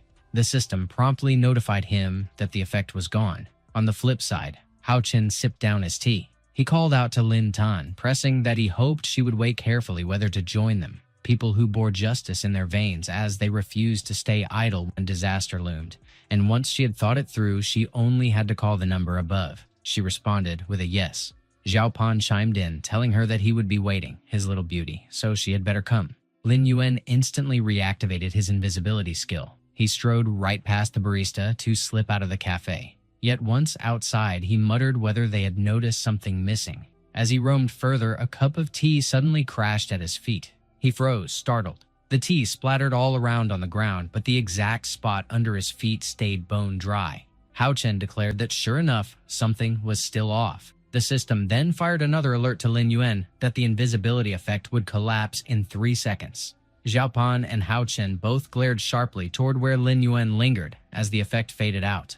Lin Yuan was gone the instant the invisibility effect fizzled out, leaving nothing but empty air in front of them. Xiao Pan and Hao Chen froze in their spots, just soaking in the silence without a word. Hao Chen muttered that maybe he had been too on edge lately, brushing it off as nothing serious, while Xiao Pan insisted he was being jittery and needed to loosen up a bit, tossing in a casual question about whether he figured that girl would eventually join them. Hao Chen remarked that the prophet's forecast made it clear she would show up sooner or later, and Xiao Pan nodded along, claiming it lined up because those predictions had never failed yet, though what really nagged at him was wondering which girl he'd end up flying wing to wing with. Hao Chen grimly remarked that his bigger concern was just making it through the looming disaster alive, while Xiao Pan countered with a shrug that it was still way too early for that. All the while, Lin Yuan balanced silently atop a tree branch, tracking them from afar as they drifted out of sight. He brooded that this crew was way trickier than he first imagined, and he mulled over the risk of slipping up if he lingered too long and let slip the truth of his forbidden class. He concluded bitterly that there was no real place left for him in the immortal world anyway, so every step needed extra care, and it felt like the right time to vanish elsewhere. Meanwhile, Lin Tan was clutching the business card she had been handed, her gaze locked on it like it held answers. She abruptly shot out a question to Lin Yuan, demanding to know what brought him there. He replied lightly that he only came down to grab something, and then casually asked if she had eaten yet. She admitted she hadn't, but brushed it off, claiming she was fine. He told her she shouldn't stay buried in work that late, mentioned he had picked up food, and suggested she check if anything caught her appetite once they got home. She frowned and sighed, thinking this guy barely managed himself, so why was he bothering to look after her? He cut the moment short by saying they should just head back home. She blinked in a daze, tongue-tied and unable to respond. Not long after, the pair returned, voices overlapping as they announced their arrival. Their mother remarked that Lin Tan must have lost track of time while playing, and asked if she'd eaten yet, offering to warm something up. But Lin Tan brushed it off, saying she didn't need it and just wanted to rest. Their mother then noted Lin Yuan hadn't eaten properly either, and promised to fix more food for him. Lin Tan quietly retreated into her room and shut the door tight. She let out a heavy sigh, her chest tight with restless thoughts. She mulled over how things had gone completely strange lately. She admitted that ever since she started playing that game, bizarre events had piled up non-stop. Her memory dragged her back to when she and her friend had been hacking away at monsters side by side. Her friend urged her to bolt, reminding her she was faster, and promised to hold the beasts at bay. They had been locked against level 5 longsword mantises, a nasty matchup. Her friend screamed as she stumbled, and a mantis lunged to cleave her down from behind. Lin Tan barked that she should run on ahead while she took the stand herself. She was the front line, and no front line ever ditched the back row, so the burden had to rest on her shoulders. With that conviction, she threw herself straight into the swarm of mantises while her friend bolted. One mantis slashed at her with hooked claws, and she caught it on her blade, steel clashing hard. But another slid behind her quicker than she expected, swinging its claws straight into her back. Her scream tore out raw as the blow struck clean and vicious. The system instantly chimed in, congratulating her for unlocking a hidden class. She groaned in agony, surrounded and drowning in mantises, while the system declared that her awakening had begun. She roared back with defiance, hurling her sword through sweeping arcs. Her movements sharpened, flowing faster, and one mantis toppled after another under her strikes. Her cry rose again as she swung with everything she had left, cutting them down with sheer ferocity. Moments later, she jammed her blade into the earth, leaning on it as her strength waned, her breath ragged, and the mantises littered the ground lifeless around her. The system finally announced her new class with finality, Sword of Dawn. Lin Tan figured the feeling was real, noticing how her body shifted in the real world too. She wondered if she could protect everyone if a disaster really struck like they said. She wondered if she could actually pull that off. She wondered if anyone could survive, if even that kind of power couldn't hold back the disaster. She asked herself whether she would join them or not. She decided she had to get strong fast because she wanted to protect them. Meanwhile, Lin Yuan stared at the same family photo. He figured he couldn't delay things anymore. His focus needed to stay on the game, and he couldn't stay on guard forever. So it was time to let them live comfortably.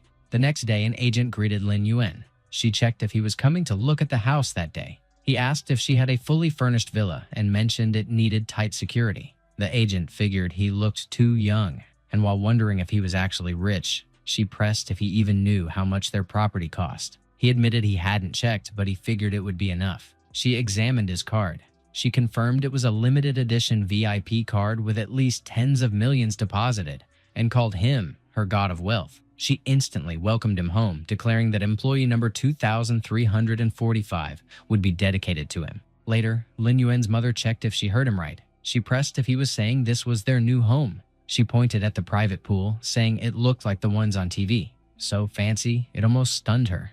At the same time, Lin Yuan's father questioned if the bed was too big. The two of them stood amazed as they toured the house. Lin Yuan's mother asked how long it would take him to finish paying for the mortgage or if they should move back, and his father agreed, saying they didn't want him under too much pressure. Lin Yuan explained that there was no mortgage since he'd bought it outright using his competition winnings and gaming income, so they could live there peacefully while he stayed next door, focusing on his games. His father admitted he never imagined living in a villa in his lifetime, saying he owed his fortune to his son, while his mother remarked that her boy had grown up and could stand on his own before she even noticed. Lin Yuan smiled. Moments later, Lin Yuan figured there was nothing to worry about regarding the villa's safety. He walked the streets alone. He decided the next step was to get his parents into gaming too and keep an eye out for any order organizations. He tensed up instantly. Zhao Kui announced he finally caught what he'd been hunting. It had taken forever to find him. He was so furious the veins bulged across his bald head. Lin Yuan guessed he was the captain of the Black Tree Guild he'd taken down. Zhao Kui lunged forward without warning. He barked if Lin Yuan wasn't such a hotshot and mocked that he should try acting like one offline. Another guild member shouted to bash his head in, and another jeered that he was frozen with fear. One of them declared that anyone who dared disrespect Mr. Kratos was courting death. Lin Yuan activated his invisibility and remarked that they were too slow. The member froze when he vanished before their eyes. Lin Yuan then closed in and rushed Zhao Kui. He slammed a punch into his gut so hard the man coughed up blood. He cleared out the rest on his way to him. Zhao Kui questioned if he was even human or some kind of ghost. He flinched when Lin Yuan jammed a pipe into the ground right beside his head. Lin Yuan remarked that it seemed he didn't value his life and muttered that these nuisances just wouldn't quit. Zhao Kui begged him to wait, admitting he was wrong, pleading for his life, saying he could still be useful. He knew about a hidden mission. Lin Yuan told him to keep talking.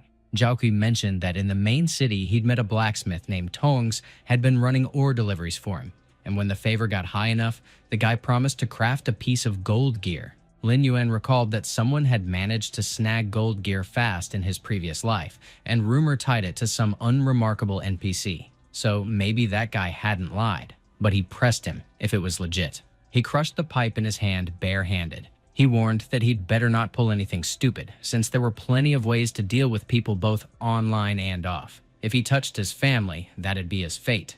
Zhao Kui replied that he got it. By evening, Lin Yuan headed to the Moonlight Night Tavern in the Western Desert's main city to find Tongs.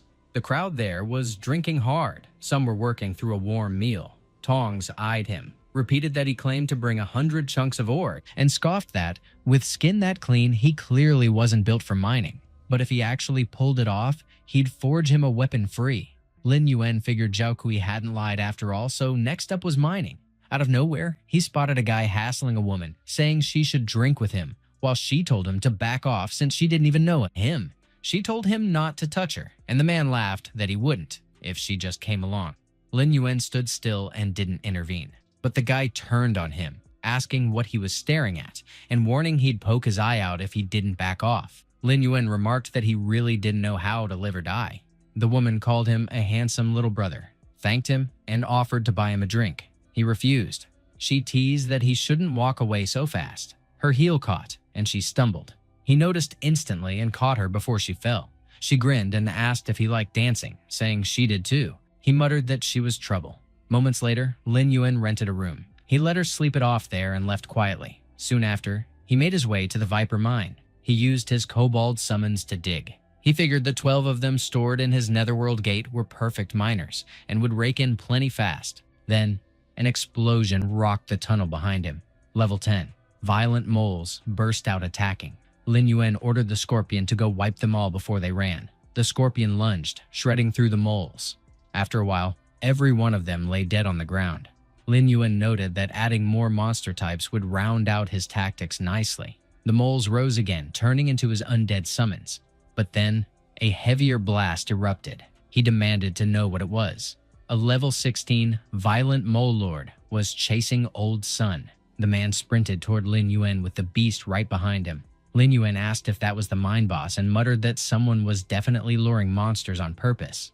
Old Sun kicked off his skill. He aimed it straight at Lin Yuan. Lin Yuan instantly shifted his footing. He darted out of range, but the thing chased him anyway. He wondered if the move was locked onto him. Then the system pinged that Old Sun had cast holy armor on him, and he mentioned it was a priest's buff. Another player blurted out what was going on, why the iron ore had vanished if that priest was from the super god Iron Triangle, and why he was running solo. He muttered that he'd better rush to snag some traffic.